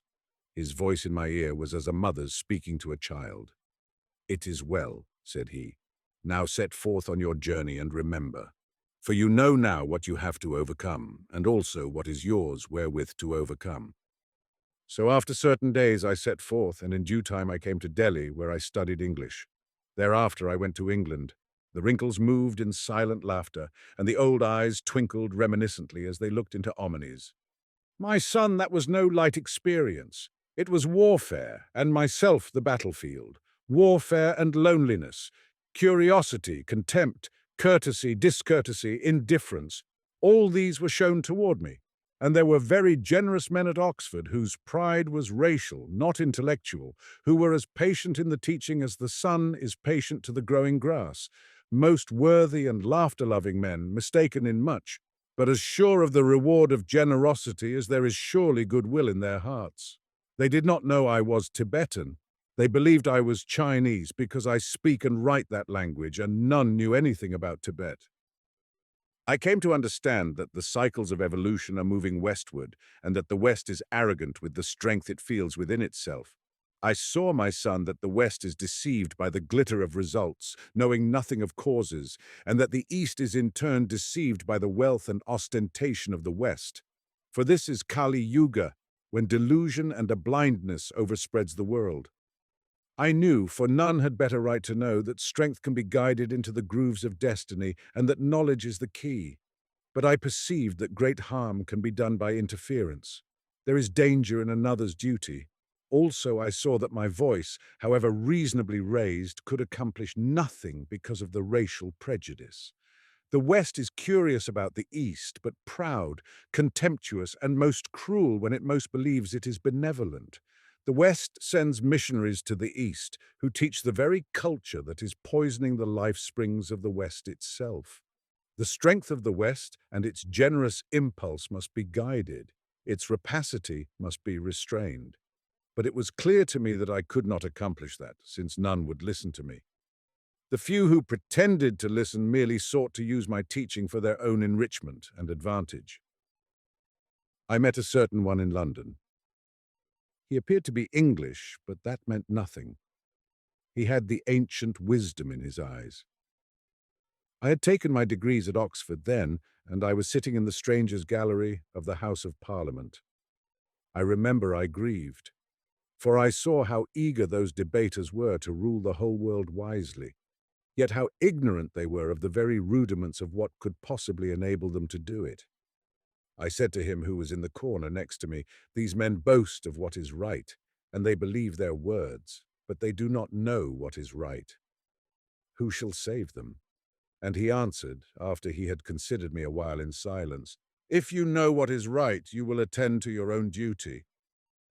So L went and lived in Paris for a while, and in Vienna and in Rome, because it was my duty to learn how the West thinks and in what way it is self-deceived. and thereafter I returned to Tibet, wondering. It did not seem to me that I was one step forward on the path of destiny. I could see, for I had walked the length of India with pilgrim staff and begging bowl, that the West was devouring the East, and the East was inert in the grip of superstition, inclined, if it should move at all, to imitate the West, and to corrupt the Western energy by specious flattery, hating its conquerors, yet copying those very methods that made conquest possible. An unfathomable sadness overwhelmed me. It appeared to me that all my knowledge was as nothing. I doubted the stars in the sky. I said, "These too are a delusion of the senses. Who shall prove to me that I am not deceived in all things?" Siang Samduk paused and thought a while, stroking Diana's head. "My son," he said presently, it was as if the knowledge that was born within me, and all the false Western doctrine I had studied, were as waters meeting in the basin of my mind, and in the whirlpool my faith was drowning. It is ever so when truth meets untruth. But I did not know that then. I went to the Tashi Lama, the successor of my teacher. He was but a child, and I was ashamed to lay my heart before him, though I laid my forehead on the mat before his throne, for the sake of the traditions and my master's memory. And to me, as I left the throne room sadly, one of the regents, drawing me aside, said, "I have heard a destiny awaits you." I asked, "From whom have you heard that?" But he did not say. To him I laid bare the affliction that was eating out my heart, and to me he said, "Good. This is a time of conquest of self by the self. I foresee that the higher will win." Thereafter he spoke of the folly of stirring molten metal with a wooden spoon. He bade me let my thoughts alone, and because he saw in me a pride of knowledge that was at the root of my affliction, he appointed me a temple neophyte. He who was set over me had orders to impose severe tasks. I hewed wood, I carried water, I laid heavy masonry, toiling from sunrise until dark. I labored in the monastery kitchen. I dug gold on the plateau, where for 9 months of every year the earth is frozen so hard that a strong man can with difficulty dig 2 baskets full. By day I toiled. By night I dreamed dreams, grand dreams full of quiet understanding, so that to me it seemed that the night was life and the day death. I was well contented to remain there in the gold fields, because it seemed to me I had found my destiny. The miners were well pleased to listen to me in the intervals when we leaned on the tools and rested, and when the blizzards blew and we were herded very close together for the warmth, with the animals between us in the tents. But when the Tashi Lama, who succeeded him, whose chela I had been, came to man's estate, he sent for me, and after he had talked with me a while on many matters, he promoted me. I became a lama of the lowest rank, and yet without the ordinary duties of a lama. I had time to study and arrange the ancient books, of which, my son, there are more than the West imagines. They are older than the West believes the world to be, and they are written in a language that extremely few can read. But I can read them. And I learned that my dreams were realities, although the dreams ceased in those days. Once that one who had come to me when I lay sick in this place on my journey southward came to me in Lhasa, where I was pondering the ancient books and rearranging them, and to him I said, "Lo, I have met my destiny. I see that it is possible to translate some of these into the Western tongues." But he answered, "Who would believe? For this is Kali Yuga. Men think that nothing is true unless they can turn it into money and devour what they can purchase with it. If you give too much food to a starving horse, will he thrive, or will he gorge himself to death?" Said I, "Light travels fast," said he. "It does, but it requires 100 million years for the light of certain stars to reach the earth. And how long does it take for the formation of coal that men burn in a minute? Make no haste, or they will burn thee. They have Plato and Pythagoras and Apollonius, Jesus, the Buddha, Mohammed, and others. Would you give them a new creed to go to war about, or a new curiosity to buy and sell for their museums? Which?" Thereafter the Tashi Lama sent for me, and I was given no more time to study the ancient books. But I was promoted to the rank of Gelong and became a ringding, whose duty was to teach the people as much as they could understand. I discovered it was not much that they could understand. They knew the meaning of desire and of the bellyache that comes from too much eating. I found that if one man learns more than another, he's soon so filled with pride that he had better have been left in ignorance. And I also found that men will accept any doctrine that flatters their desires or excuses ignorance, but that they seek to vilify and kill whoever teaches them to discipline the senses in order that their higher nature may appear and make them wise.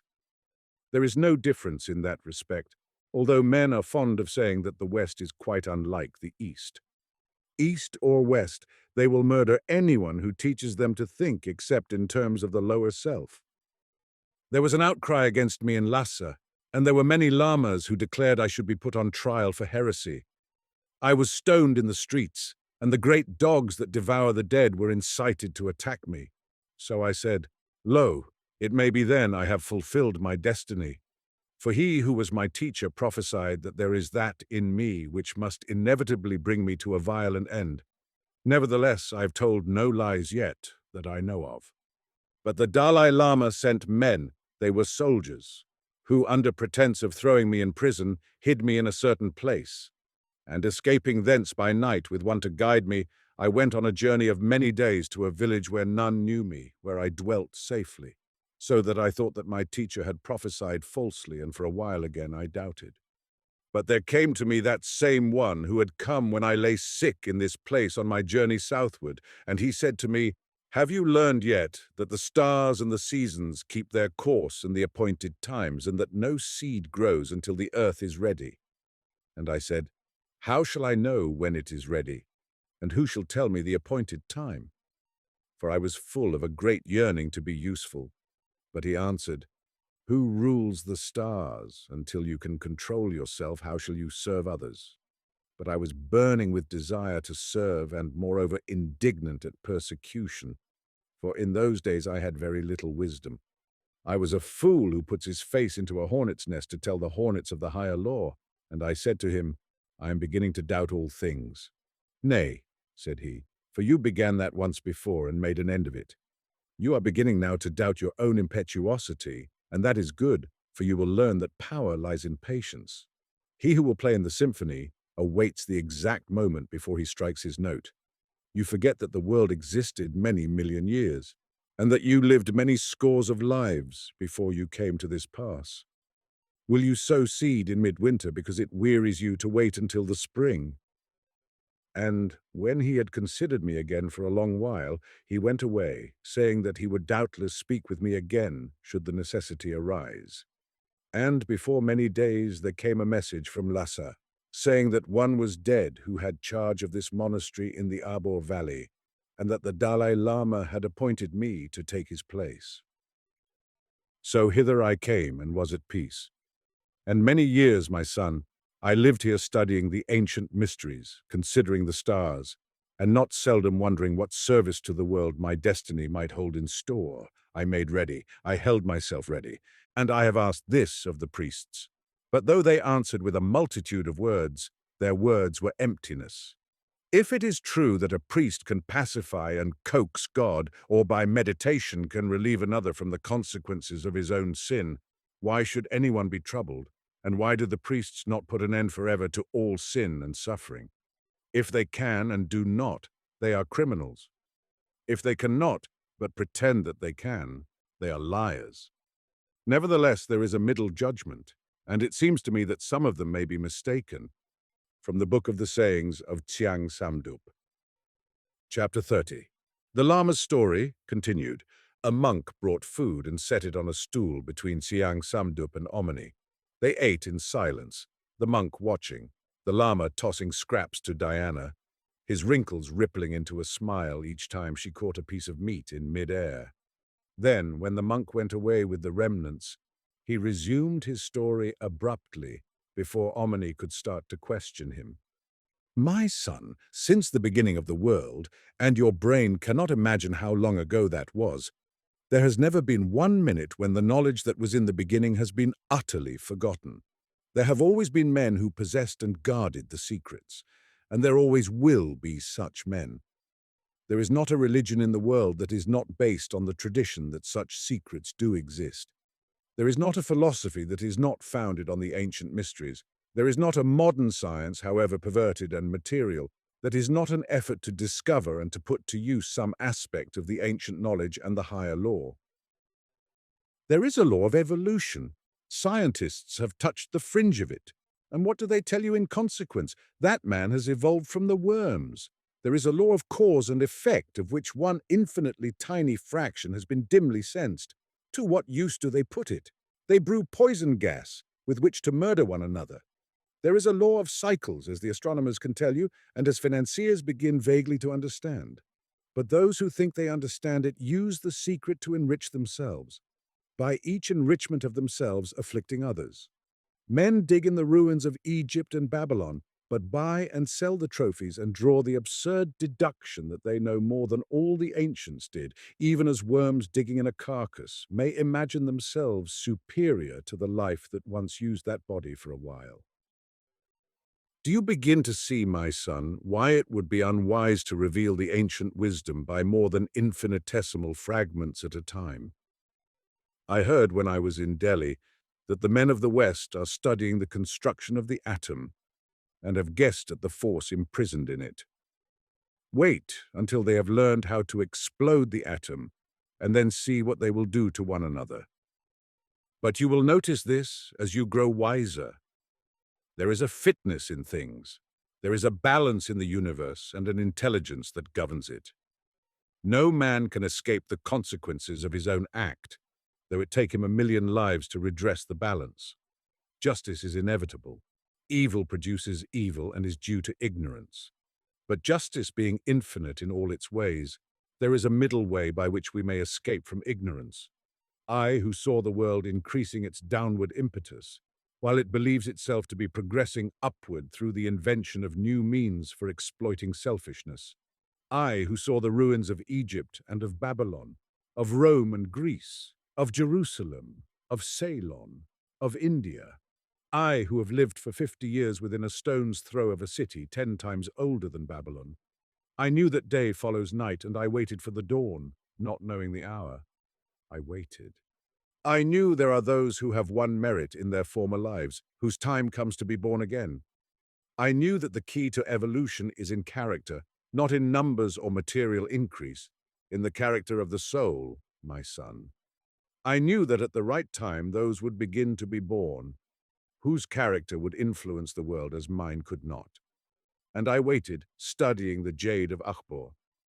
For the jade, my son, was set here in the dawn of time by men who understood how to make a mirror for the soul, even as men nowadays make mirrors that reflect stars which no eye can detect. You laugh? That is not wise. Men laughed, remember, at Galileo. They laughed at Newton. I had not thought you were one who mocks what is contrary to common superstition. My father, said Omni, you are confirming rumors I have heard on and off for 20 years. I was laughing at the men who told me I was a fool to pay any attention to such madness. Nor was that wise, the Lama answered. It is foolish either to laugh or to grieve over other men's ignorance. The hidden motive of that laughter or grief is pride, which blinds the faculties. He looked at Omni a very long time in silence, studying him. It is also unwise to speak of truths to men who prefer untruths, he said at last. They proceed to indiscretions for which the speaker is in part responsible. But I think, my son, you see the error of that way. The jade of Abhor is a mirror of the human soul.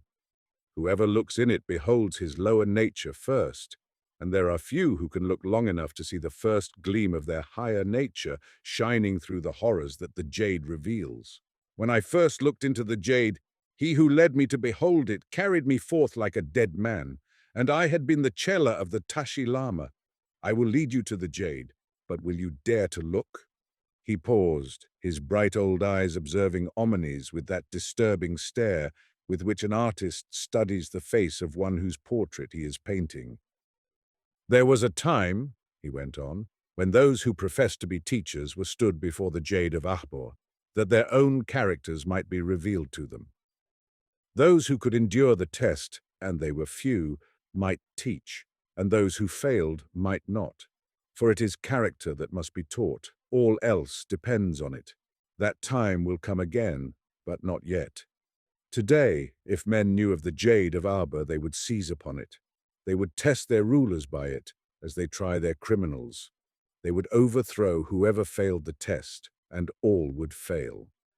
Thereafter, intellectual men would seize power, who would destroy the stone, asserting its magic property was superstition, and that one fragment of the ancient knowledge would be lost. And now, he paused again, I read temptation in your mind. You think that I, who have enabled you to reach this valley, will enable you to leave it. And that is true. You shall return to India unharmed. But you think that you, and certain other men, might use that stone discreetly. Imagination tells you that to return to the Abhor Valley, that to occupy it by force or trickery, and so to obtain access to the stone would be a good thing, which should benefit the human race. Nay, my son, waste no words on denial, for I saw the thought. Therefore I tell you this, the ancient wisdom is more wise than your imagination. They who know cause and effect can foretell consequences.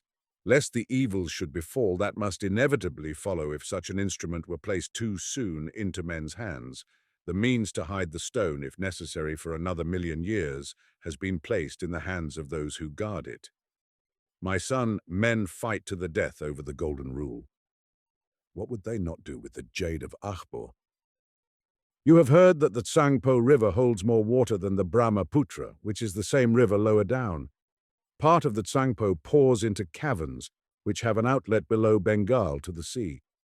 One man, and there are more than one who know the secret, can in one moment admit a mighty river into caverns that are now dry.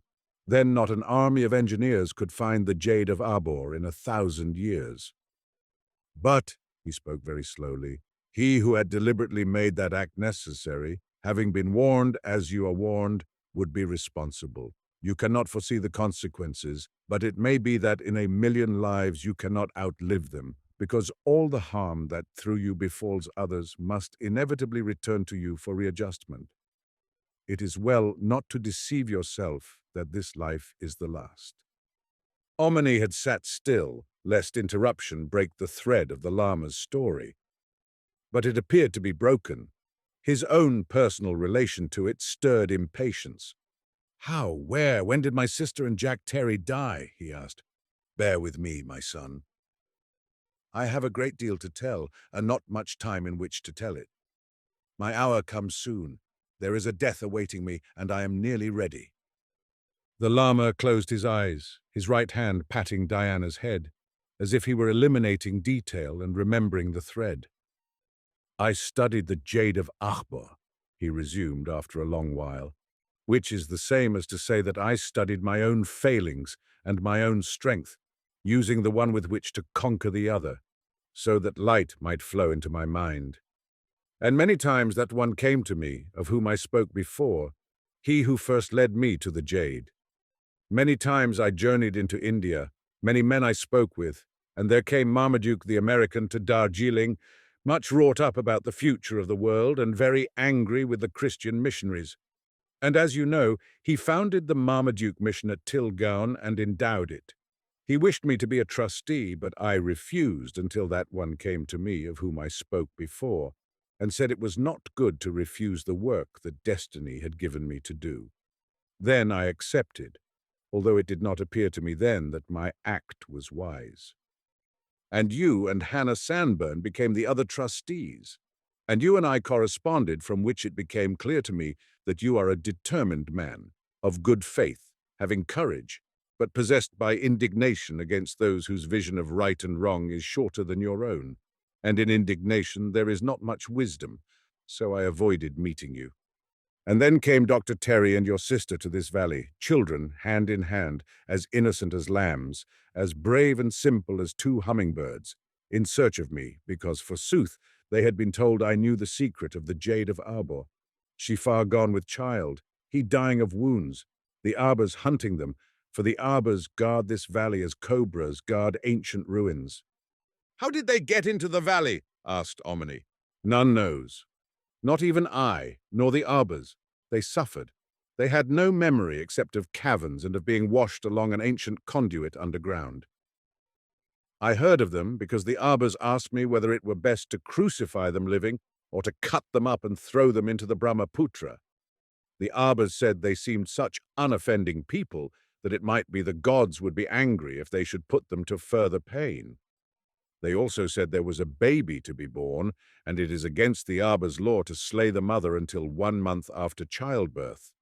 Nevertheless, it is also against their law to admit strangers and to let them live. Therefore I lied to the Abhors, inventing an ancient prophecy that a saint was to be born of strangers in this valley. Thus I rescued those two innocents, there being, as that Tashi Lama, whose chela I was, said, a condition in me due to faults in former lives that, though I may fulfill a useful destiny, I must come to a violent death through lies of my own telling. I lied to the Abhors, and I had to keep on lying to them. But he who lies does well, my son, who gladly eats the consequences when he may and ends them. Better a little self-surrender now than unknown consequences in the lives to come. I am answerable to the Abhors. I would rather receive their judgment than that of the unseen. It pays not to postpone the reckoning. The baby was born here in this room, and those two children who were its parents died, though I did what might be done for them. I eased their death as well as I was able, giving them comfort in the knowledge that there are many lives to come, in which there is recompense for every thought and deed, as also opportunity to undo all the evil of the past. They died in peace, and I buried their bodies yonder. You can see the grave below this window, that mass of rocks over which the purple flowers trail. Before she died, that child who was your sister gave her baby into my hands. It was her last effort. She gave the baby to me, not at my request. In the clarity of vision and the peace that precedes death, she gave her baby into my hands, smiling, saying, I see that this is as it should be. It could not have been otherwise. For 5 minutes the Lama was silent, remembering his sky-blue eyes on vacancy, his wrinkles motionless. And so I understood my destiny, he went on presently. I understood that in my hands lay one who was greater than myself, whom I might serve, that she might serve the world, as I cannot by reason of my limitations. That little spark of life, if I should do my duty, should be fanned into a flame, whose light should blaze across the world and bless and brighten it. And I have served my son. I know of no regrets. Day in, day out, for more than 20 years I have fanned that flame and nursed and fed it, letting no consideration hinder, omitting no experience that might serve, sparing her no duty, killing out my own pride and my own weakness, lest it rob her of one element of virtue, inflicting no punishment, for who am I that I should dare to punish, omitting no reproof, for who am I that I should dare to let the child deceive herself? I obtained a wet nurse, who was doubtless born into this valley to that very end, the wife of an Abhor chieftain, whose recent ancestors were healthy, whose mind was modest, unassuming, calm. I made that wet nurse stand before the jade of Abhor, before I trusted the flow from her breasts. And I received advice, as he whose chela I had been prophesied. He who had come to me in this place and in Lhasa came again. From him I learned that Hannah Sanburn might be trusted, and that if I should see fit to trust her, no harm would come of it. I think she has told you, my son, what share she had in mothering the child. Omni nodded.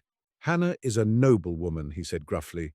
I imagine she sacrificed more than— But the Lama interrupted with a gesture of his hand. My son, there is no such thing as sacrifice, except in the imagination.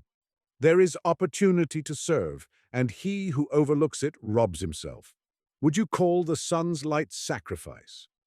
But you are right when you say Hannah Sanburn is a noble woman. Her nobility is part of her. It works. It overcomes the fear of what the world might say. It conquers pride. It leaves adjustment of all consequences to the higher law. It keeps faith. It knows no malice. It is brave. My burden when I took that child to Tilgarn was all that I could bear, because I loved her and I feared for her. But Hannah Sanburn's was no less, no atom less, when she returned the child to me. My hardest task has been to provide children of her own age, with whom she might play and be happy without besmirchment from their ignorance. For though she is able now to stand alone and to burn up trash in the pure flame of her own character, she was then only a little, very clear flame needing care. My son, I wonder if you guess how much care she has needed. The Tibetan children would have dimmed her light. They might have smothered it, because the lower yearns toward the higher. And though yeast is plunged into the dough and leavens it, the yeast is spent. It is not good to clean corruption with a golden broom, nor is it wise to take sap from the growing tree. But I have agents here and there. We who pursue the middle way are not without resources. There was Benjamin, who is a man of very faithful pertinacity in some respects, and there are certain others whom I employed. It is easy to find children who need saving from the rapacity of the world's convenience, but it is very difficult to make selection, much more difficult when agents do the choosing, and impossible, my son, to find such another child as San Fun Ho, because there is none like her in the world. I tell you, great ones are not born many at a time. I obtained children. I obtained many children, hoping that among the many one or two might excel, as indeed it happened. The others are incapable in this life of much advancement because of karma and the circumstances into which they had been born.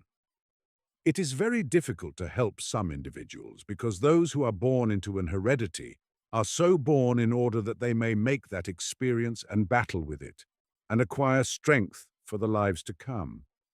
But they have served, they have done royal service.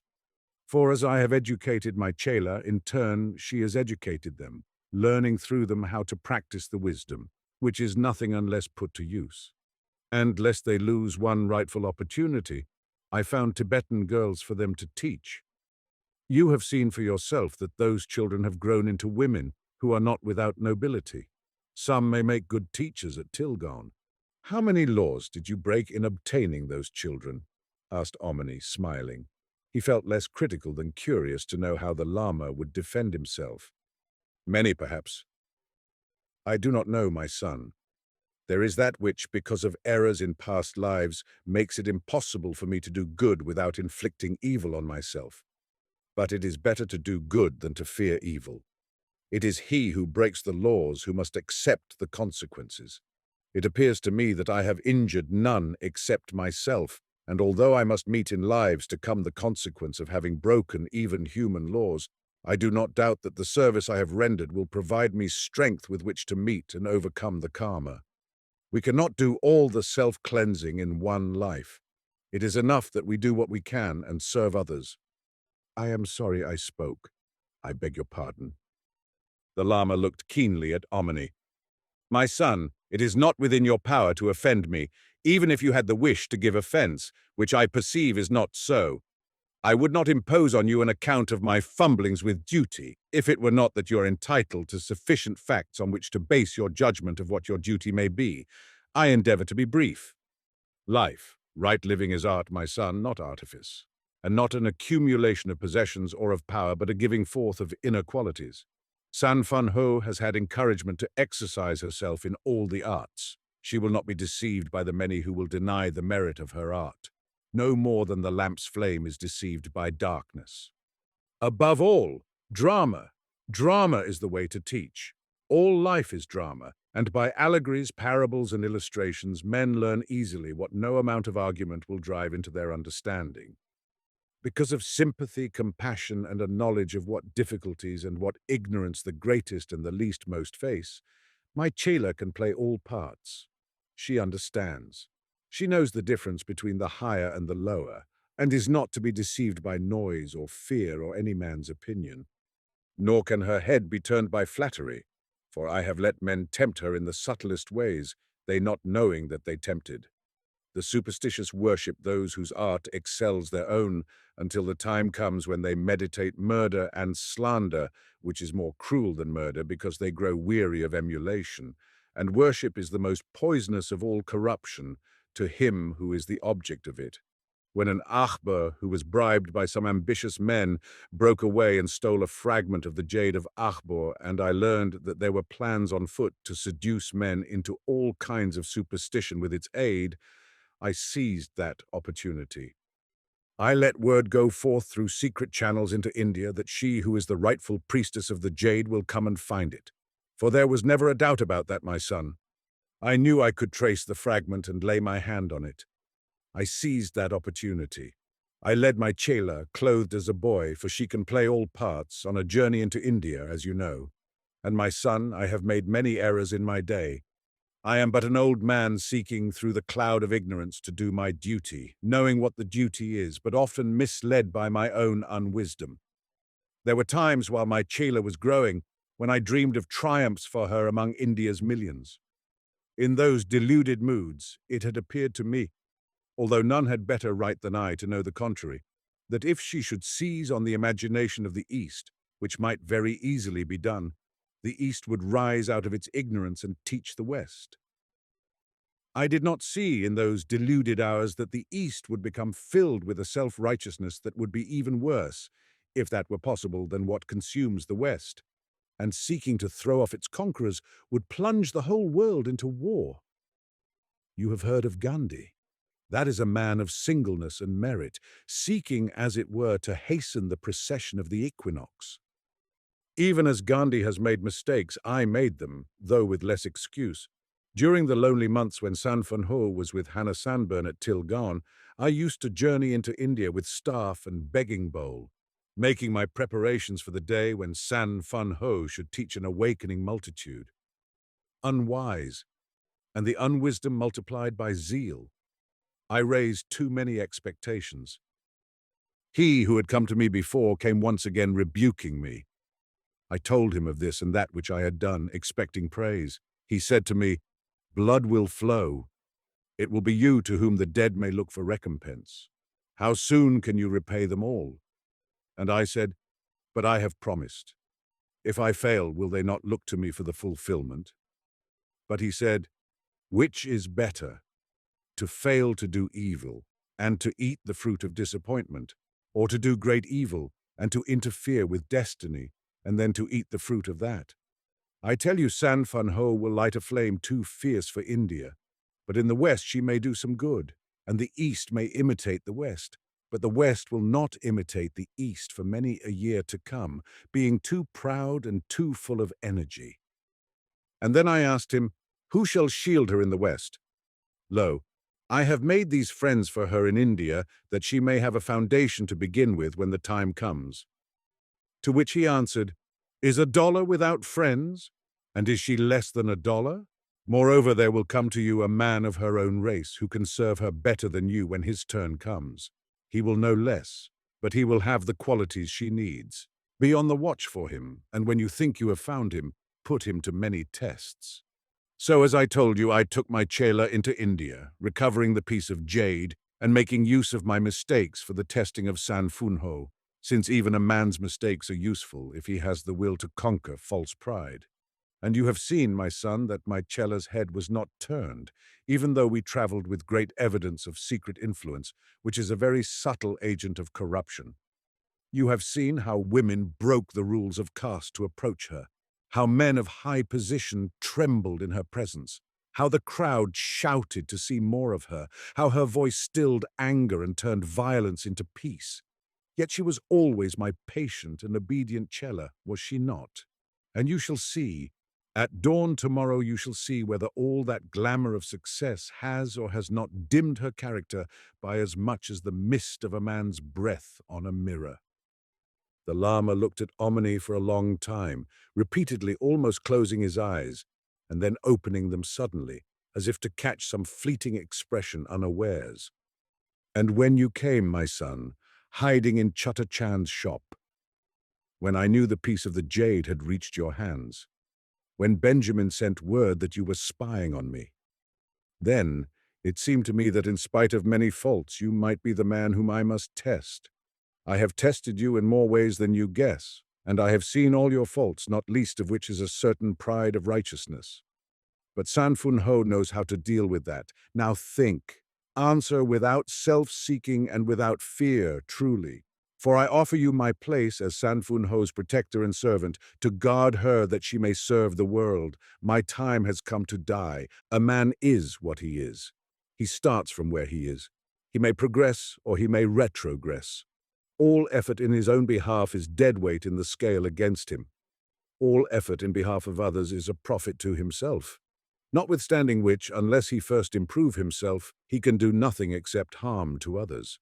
There is no power in the universe, nor any form of intercession that can separate a cause from its effect, action from reaction, or a man from retribution for his deeds.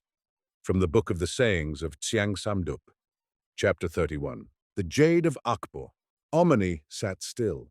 Diana growled and chased some creature of imagination in her dreams.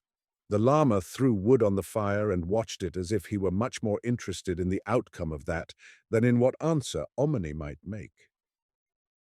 "What makes you think I could do it?" Omni asked, half stunned by the suggestion, vaguely and uncomfortably conscious that he was being invited to make himself the butt of half a world's ridicule, if of nothing worse. "A flea, a mouse, a drop of water, a piece of wood can do its duty," said the Lama. "Is a man less?" "I will do mine," said Omni, "if I can see it. But good God, man, how can I take your place? She and they can go to India very easily, my son, without you. They are all provided for. They will never lack for money.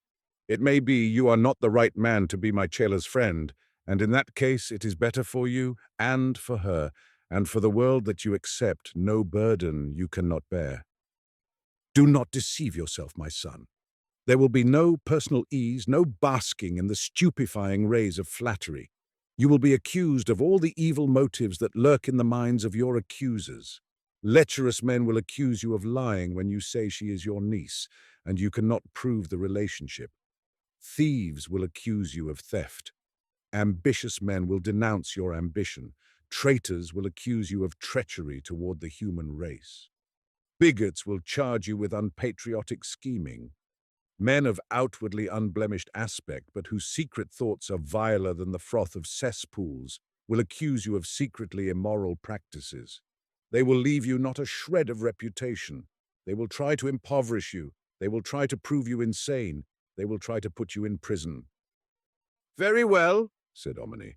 "I will do my best." He nodded, thrusting his stubborn jaw forward.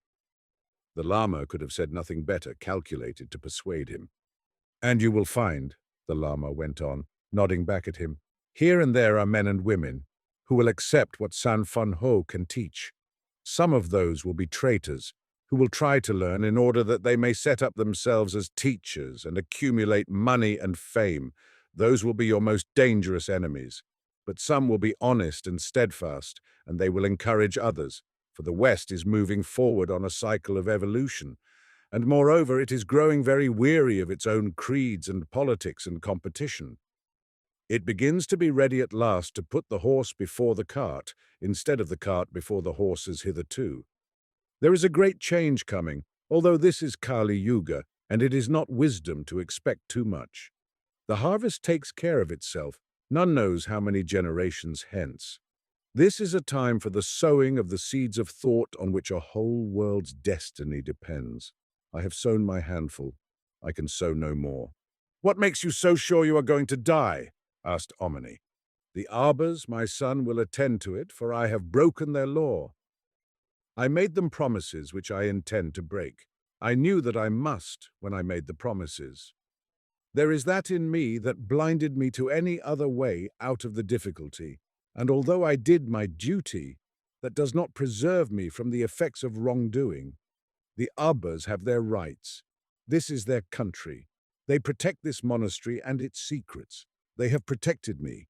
Of my own free will I have availed myself of their protection and their law against admitting strangers. Do you remember Socrates, who broke the law of the Athenians, although he did his duty? He might have escaped after they condemned him, but he refused, although his friends insisted. And Socrates did well, my son.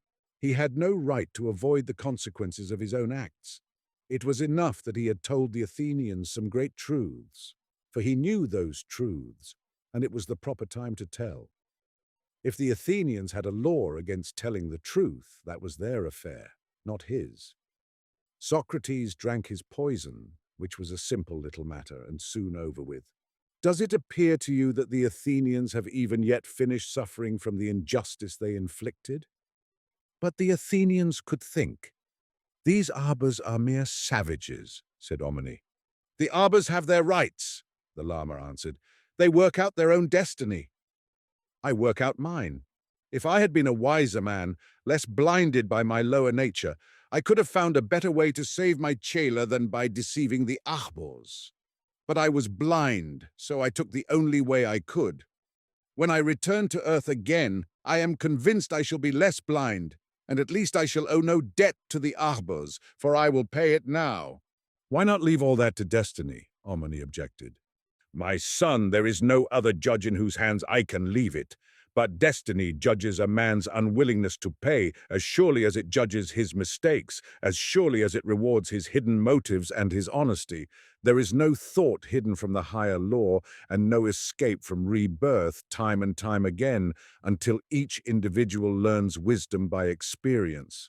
The Arbors will learn wisdom, some sooner than others, but they will not learn it by being deprived of opportunity to use their own judgment. If they choose to kill me, they must inevitably suffer, but I would rather they should kill me than that they should have killed that child, and for more than one reason. They can do very little harm by killing me. The wrong will not amount to much because I bear no resentment. If they had killed her, they would have robbed the world. You have your rights, Omni objected. You're worth more than the Arbors. But the Lama's eyes twinkled humorously. My son, you argue ignorantly, meaning well enough, but reckoning without the facts. For instance, you would not understand. My course is necessary. Never mind why, my son. It was entirely necessary for you to come to this place of your own free will. Otherwise, it would have been impossible for me to open your mind. I could have talked to you for 10 years in India and you would never have understood. But it was also necessary to provide for your admission to the valley and for your safe return to India after I am dead. You were admitted because I told the Arbors about your talking dog, and because I gave my own life as hostage, saying they might slay me if you should ever escape from the valley alive. I did that, knowing they would slay me in any event, when they should learn that San Fun Ho and the others have left the valley forever. You see, my son, it is necessary I should die in order to consume as soon as possible the consequences of an untruth. As for the Arbors, they are very ignorant but faithful to their valley and their own law, generous toward this monastery. It is better that they should kill me than that they should be faithless to their laws and to their trust. I will do all I can to minimize the consequences for them. A monk came in again with food, and once more the Lama amused himself by feeding Diana. Make her do tricks, he insisted, and rewarded her with handfuls of food after each performance. He and the monk laughing as if it were the most interesting and amusing business in the world. The sun had gone down over the mountains, and there was a gloom within the chamber that affected Omni's nerves, for it seemed to foretell tragedy. But the Lama apparently had not a trouble on his mind. The moment the monk had gone, Omni began questioning. Does San Fun Ho know anything about your plans? Enough, my son. A little. She understands she has a destiny. She understands she is to take you with her into India. The Lama rose to his feet as if to avoid further conversation, but Omni shot one more question at him. Does she know you expect to be killed? The Lama did not answer. His wrinkled face became expressionless. Where is she now? Asked Omni. Come! The Lama led the way in deepening gloom along the wooden gallery that overhung the ravine and through a door into the monastery, which appeared to be a patchwork nest of caves and buildings connected by passages hewn in the rock. Some of it appeared as old as time, but parts were medieval, some was almost modern. There was an air of economically conserved affluence and studied chastity of design. Beauty everywhere, but less laid on than inherent in proportions and the almost exquisite restraint. Pictures were hung on the plastered corridor walls at widely spaced intervals, apparently all drawn by the same hand. The Lama stopped for a second in front of one of them, done in pastel on paper, a study of an eagle soaring, balancing himself to catch the uplift of the changing wind. It might have been done by a Chinaman 1,000 years ago. It was so full of life, truth, and movement, and above all, so superbly beautiful. My chela, he said, and smiled and passed on. At one place where the corridor turned at right angles and a lamp hung in chains from the ceiling, there was another pastel drawing, a portrait, this one, of the Lama himself. "Wrinkles and all," he said, chuckling. He stood beside Omni and studied the portrait for more than a minute. It seemed to amuse him as much as it astonished Omni, who caught his breath. "My God!" Omni exclaimed. "That's—" "Yes," said the Lama, chuckling. "That old person was my god once. It takes us long to learn. But San Fun Ho drew the picture, and I saw myself through the eyes of my chela, which are very interesting. Notice, my son, how affectionate she is, and yet how truthful. Not one hidden foolishness escapes her, and she sets it all down. Yet she is as gentle as the rain on dry hills." He passed on, opened a door, glanced in, and motioned Omni to enter. "Schoolroom!" he said, and chuckled again, as if remembering a chain of incidents. It looked about as much unlike a schoolroom as it would be easy to imagine. There was nobody in there, but it was lighted with kerosene lamps, as if visitors were expected. Across the full width of the room at one end was a stage, provided with curtain, footlights, wings, and painted scenery. There were comfortable seats and small, square, solid tables on the floor for 20 or 30 people, and there was a gallery at the end opposite the stage for 20 or 30 more. The place was scrupulously clean and tidy. "Life, my son, is drama. Why teach how to drug the mind when the purpose of life is to render it alert and active? Shakespeare was right, you remember? All the world's a stage. No learning is of any value unless we can translate it into action. Bad thoughts produce hideous action. Right thinking produces grace and symmetry, and the audience is almost as important as the play. Let the child act the part of a villain, and it learns to strive to be a hero. Let the hero's part be a reward for genuine effort, and lo, sincerity becomes the goal. There have been plays enacted here that would have thrilled Shakespeare to the marrow of his manhood. San Fun Ho wrote most of them." "Who are the audience?" asked Omni. "Monks, arbors. The stupider the better. Let the actors strive to act so simply and sincerely that even monks and savages can understand. There have been plays acted on this stage that I think would have converted even Christian missionaries from the error of their own self-righteousness." He led the way out again along the corridor, and now he began to hurry, striding with the regular long movements of a mountaineer. He had suddenly thrown off 50 years again in one of those strange resurrections of youth that seemed to sweep over him at intervals. Omni, with Diana at his heels, had all he could do to keep pace. However, there were pauses. He opened doors here and there along echoing corridors, giving Omni a glimpse of rooms, each one of which had some connection with the beloved Chela. There was a bedroom, as plain and almost as severely furnished as a monastery cell, only that every single item in it was as perfect as material and craftsmanship could contrive, and the proportions, the color, and something else that was indefinable produced an atmosphere of unconditioned peace. There was nothing out of place and no unnecessary object in the room. The walls were pale daffodil yellow, the Chinese rug was blue, the bedspread was old rose. There were flowers in a Ming vase on a small square table, but no other ornament. "These walls will not forget her," said the Lama. There was an agony within him, as his voice betrayed. He led the way along a corridor, opening doors of rooms where the Chela's companions had slept, making no comment. Those other rooms were more ornate than the Chela's, and vaguely, indefinably less beautiful. There was more furniture, less character, but tidiness and cleanliness beyond belief. The monastery was honeycombed into a limestone mountain's heart. It was enormous. There was possibly accommodation for 1,000 people, with perfect ventilation and no dampness, although how that was contrived did not appear. Nor was there any sign of its inhabitants, nor any sound, except the shuffling of Omni's loose shoes and the solid thump of the Lama's bare feet as he strode with bowed head and the skirts of his long robe swinging. They descended a long, hewn stairway presently and emerged, through a door a foot thick that was carved on both sides with dragons, into the open air. The rush and roar of water pouring into hollow caverns greeted them. They were now on that side of the monastery that Omni had first seen, with the terraced amphitheatre below them, but it was too dark to peer into its depths. The stars blinked down above a rim of mountains. "There will be a full moon," said the Lama, apropos apparently of nothing. He led down into the dark amphitheatre by paths and steps that linked the circling terraces, and turned midway into a tunnel whose dark opening was like an ink blot in the shadow of rocks and trees.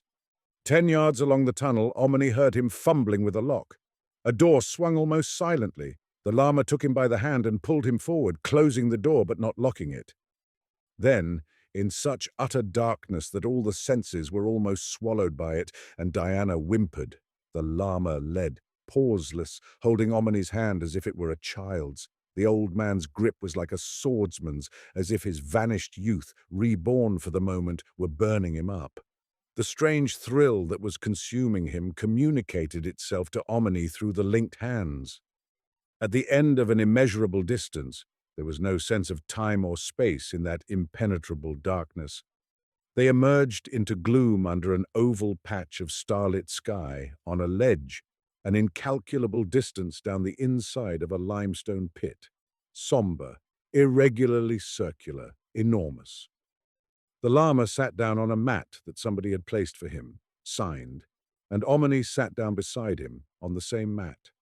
Let the dog not wander away. Bid her lie here, he said in a normal voice. As Omni's eyes grew gradually used to the gloom, he discerned that they were very near the bottom of the pit, whose almost perpendicular flanks rose so high that the stars appeared like bright dots on a dark blue dome that rested on the summit. His own breathing seemed abominably noisy in the silence. In front of where they sat, there was a sheer drop, but the bottom did not seem to be more than 50 feet below, and somewhere in the midst of the almost circular space into which he gazed, there was an object, bulky, of no ascertainable shape, and apparently raised on a platform of rock so as to be almost on a level with the ledge on which they sat. Diana lay still, sniffing, one ear raised. There were humans not far away. Presently there was a sound below, apparently a footstep, and Diana growled at it. A lantern appeared, but it was impossible to tell whether the individual who carried it was man or woman. There were several more footsteps, and one word in a clear voice, instantly recognizable, the chelas. There began to be a prodigious phantom movement in the gloom. Something, a great black cloth apparently, was pulled by many hands, and the shape of the object in the center changed. The lantern light was reflected in a sea-green pinpoint that spread and increased as the moonlight spreads on water, but much more fiery and full of weird movement. The lantern suddenly went out, but the peculiar green glow had made such an impression that with his eyes shut, Omni could still see evolving, glowing green. "What is it?" he asked. "The jade of Akbor." The Lama's voice was solemn. He seemed almost to resent the question. However, he went on speaking in a low voice. "That fragment that was broken off and stolen by an Abhor has been set back, but there is none nowadays who knows how to heal the break. There is a blemish. Thus one ignorant fool can spoil the product of 1,000 wise men's labor.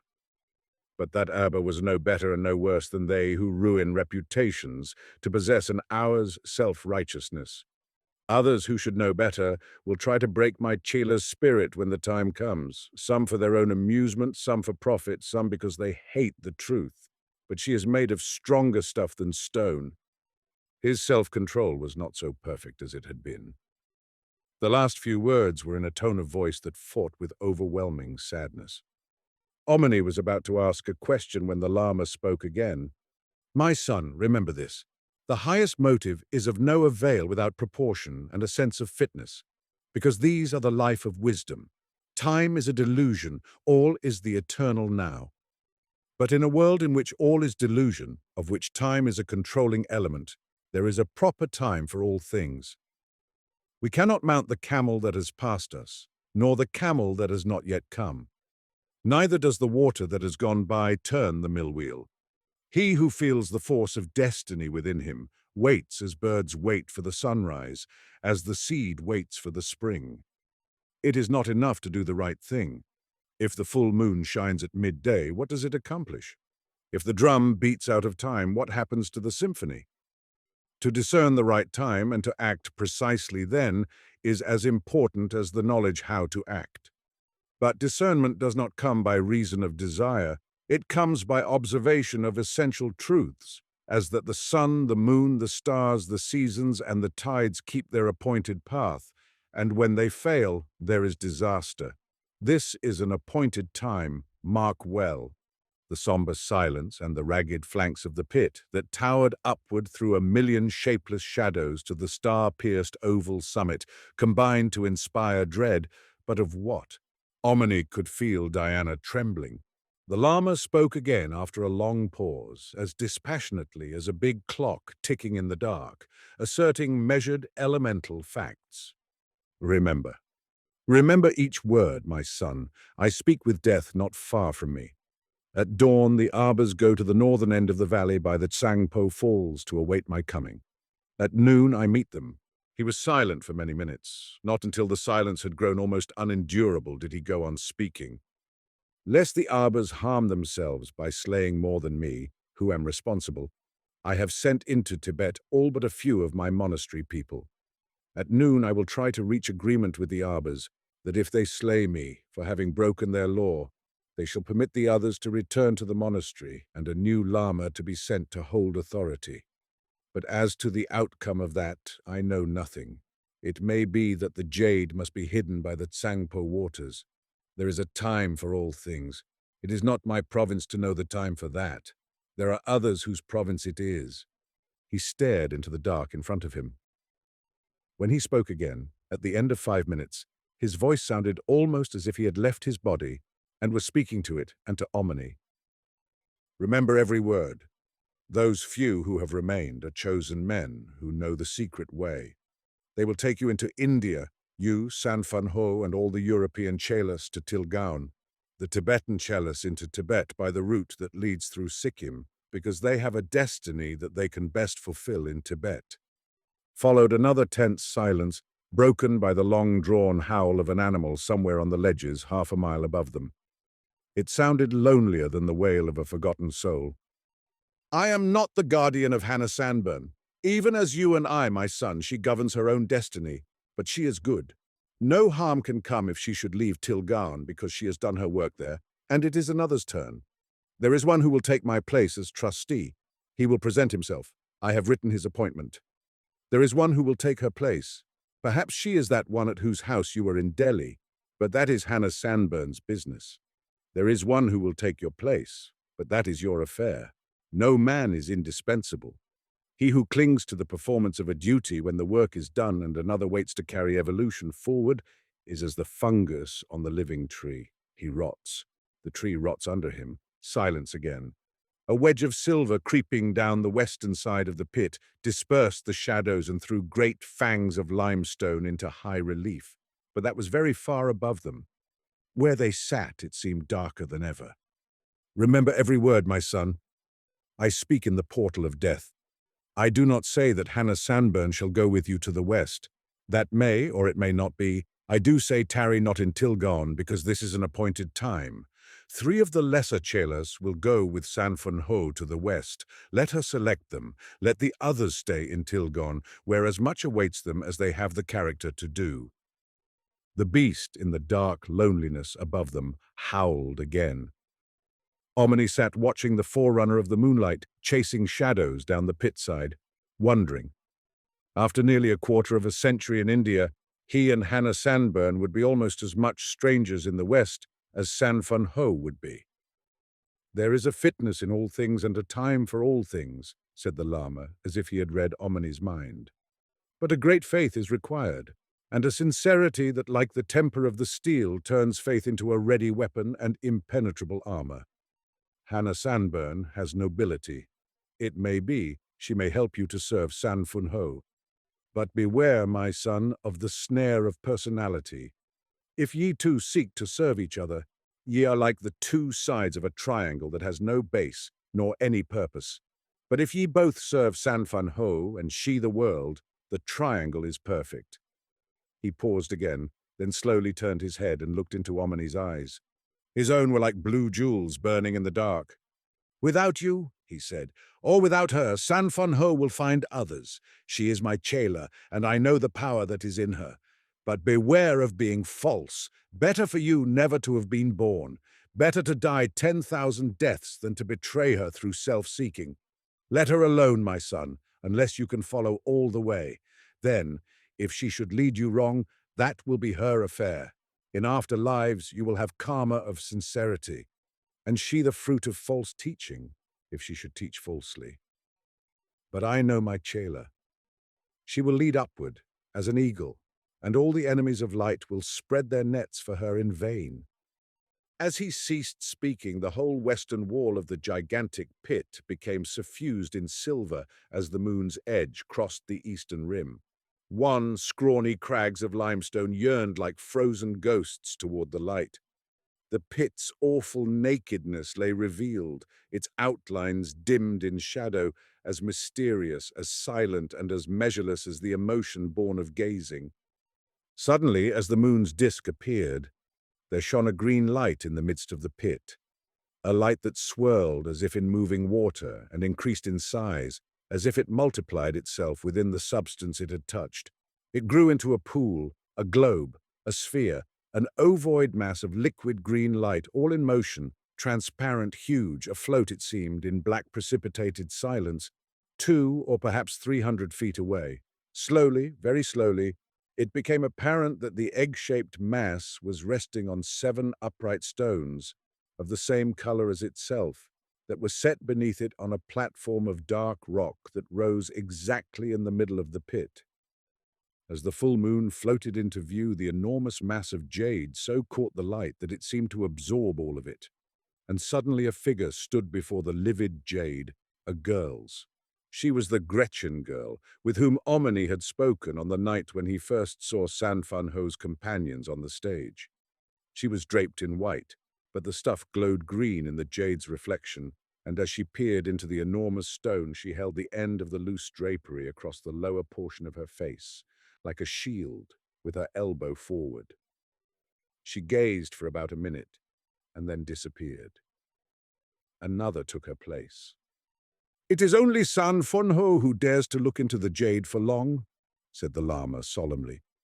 "It shows them all the horror of their lower selves. They look by moonlight. They must drape themselves, for they have much to overcome, and there is magic in the jade. None but my chela, none but San Fan Ho, dares to face it in the full light of the sun." One by one, the 17 girls appeared, looked deep into the jade, and vanished into darkness. "They are not bad," said the Lama. "Not bad, my son. There are not so many better women. Do you dare to look?" But Omni sat still. "Better so," said the Lama. "In curiosity there is no wisdom. He who cannot look long enough to see his higher nature shining through the lower had better have seen nothing." There commenced a chant of women's voices rising from the fathomless darkness below the jade. It began by being low and almost melancholy, but changed suddenly into faster tempo and a rising theme of triumph, ending in a measured march of glory. There was no accompaniment, no drum beat, but the final phrases pulsed with power, ending on a chord that left imagination soaring into upper realms of splendor. Then, in silence, as sublimely as the moon had sailed across the rim of the dark pit, the girls emerged out of the black night as if they had been projected by a magic lantern. No sound of footfall or of breathing reached across the intervening gap as, with restraint that told of strength in hand and limitless law of rhythm, they danced their weaving measure 7 times around the stone, as lovely to the eye as Grecian figures cut in cameo on green and conjured into life. It was sheer spiritual magic. There was not a wasted motion, not a step, but symbolized the ordered, infinitely beautiful evolving of a universe. And as they passed behind the glowing jade, their figures seemed to swim within the stone, as if they were nymphs afloat in moonlit water. But there was no sign yet of San Fan Ho. "They shall remember this night," said the Lama. The fire within the jade grew dim and died as the moon's edge passed beyond the crags. The girls vanished in black darkness. "And so you have seen the jade?" "Few have seen that," said the Lama, "and you will find that there are very few who will believe you have seen it. But that is no harm, because most of those who would believe are merely credulous, of the sort who hunt miracles and seek to make themselves superior by shortcuts."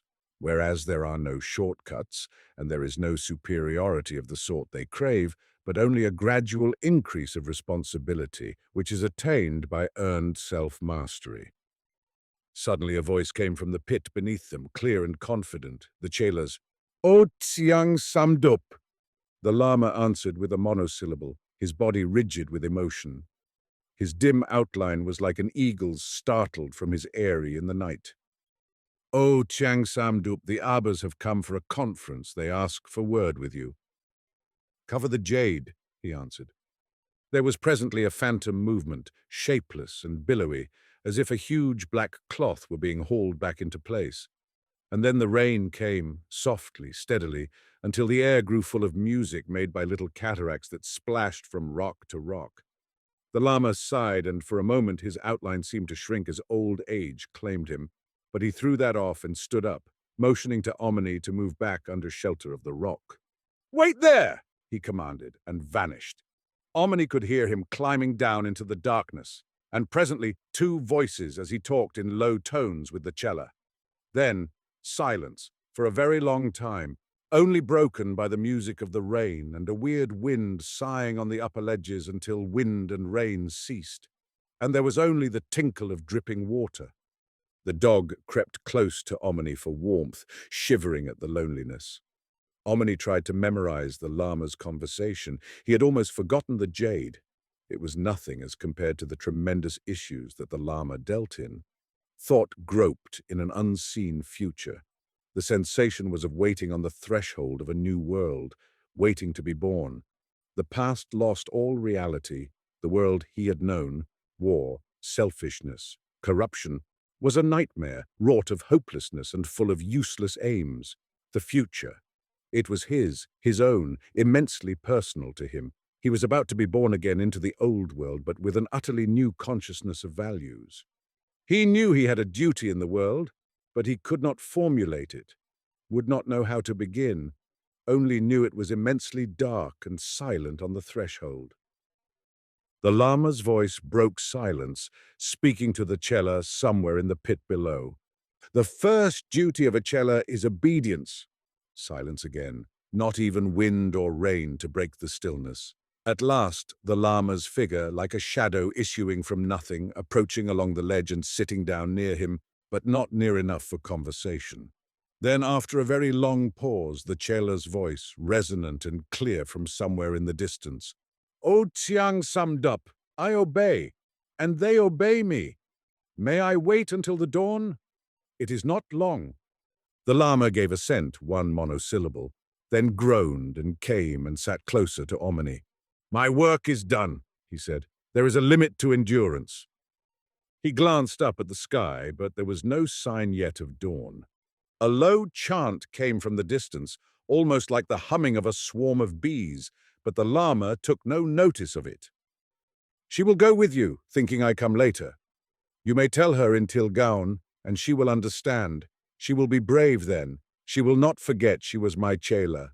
There was only the sound of humming after that, until the crags around the rim of the great pit grew faintly luminous before the coming of the dawn, and the stars grew paler. Then the hum swelled into song, whose music sounded like the mystic evolution of new worlds. They were all girls' voices, thrilling with courage and exultation. Omni strained his ears to catch the words, but the distance was too great. Somehow, although he could not penetrate the darkness, he felt as if a veil were lifting. The song ceased, and in the hush that followed, Tsiang Samdup rose to his feet. "I go," he said quietly. "I am old, my son. I cannot bear to say goodbye to my beloved chela. May the gods who guard your manhood give you strength and honesty to serve her. She will ask for me. You may say to her, 'The first duty of a chela is obedience.'" He turned into the tunnel, walking swiftly, and was gone. A silver bell rang over in the distance, opposite, 7 times, slow and distinct, then a pause in which the overtones spread off into infinity, then 7 times again. And as the last note faded into silence, dawn touched the crags with silver, and the chela's voice rose young and glorious, intoning the oldest invocation in the world. "O my divinity, blend thou with me. that out of darkness I may go forth in light. Daylight spread swiftly down the crags until it touched a ledge on which the chela stood, and all beneath that was darkness like a pool of ink. Her right hand was raised. The other girls beneath her were invisible. Dawn glistened on her face. Her lips moved and her breast swelled as she drew breath to intone the word. And then, in chorus from the mist and darkness that enwrapped her feet, and from her own lips, came the magic, long-drawn syllable that has been sacred since before Atlantis sank under the ocean, and new races explored new continents. The word that signifies immeasurable, absolute, unthinkable, all-compassing, forever infinite and unattainable, sublime and holy essence, the beginning and the end. It rose and died away among the crags until the last reverberation echoed faintly from the upper levels, and there came an answer to it, sonorous and strong, in a man's voice, from a crag beside a cave mouth 300 feet above the ledge where Omni stood, nearly midway between him and the chela. The Lama raised his right hand in a final benediction, turned into the cave, and vanished. Then the chela's voice, calling to Omni as dawn sank deep into the pit, revealing her companions on a ledge below. "Oh, Gupta Rao, change your name now, wait for me, I'm coming. Siang Samdup bids us go forth together." The end.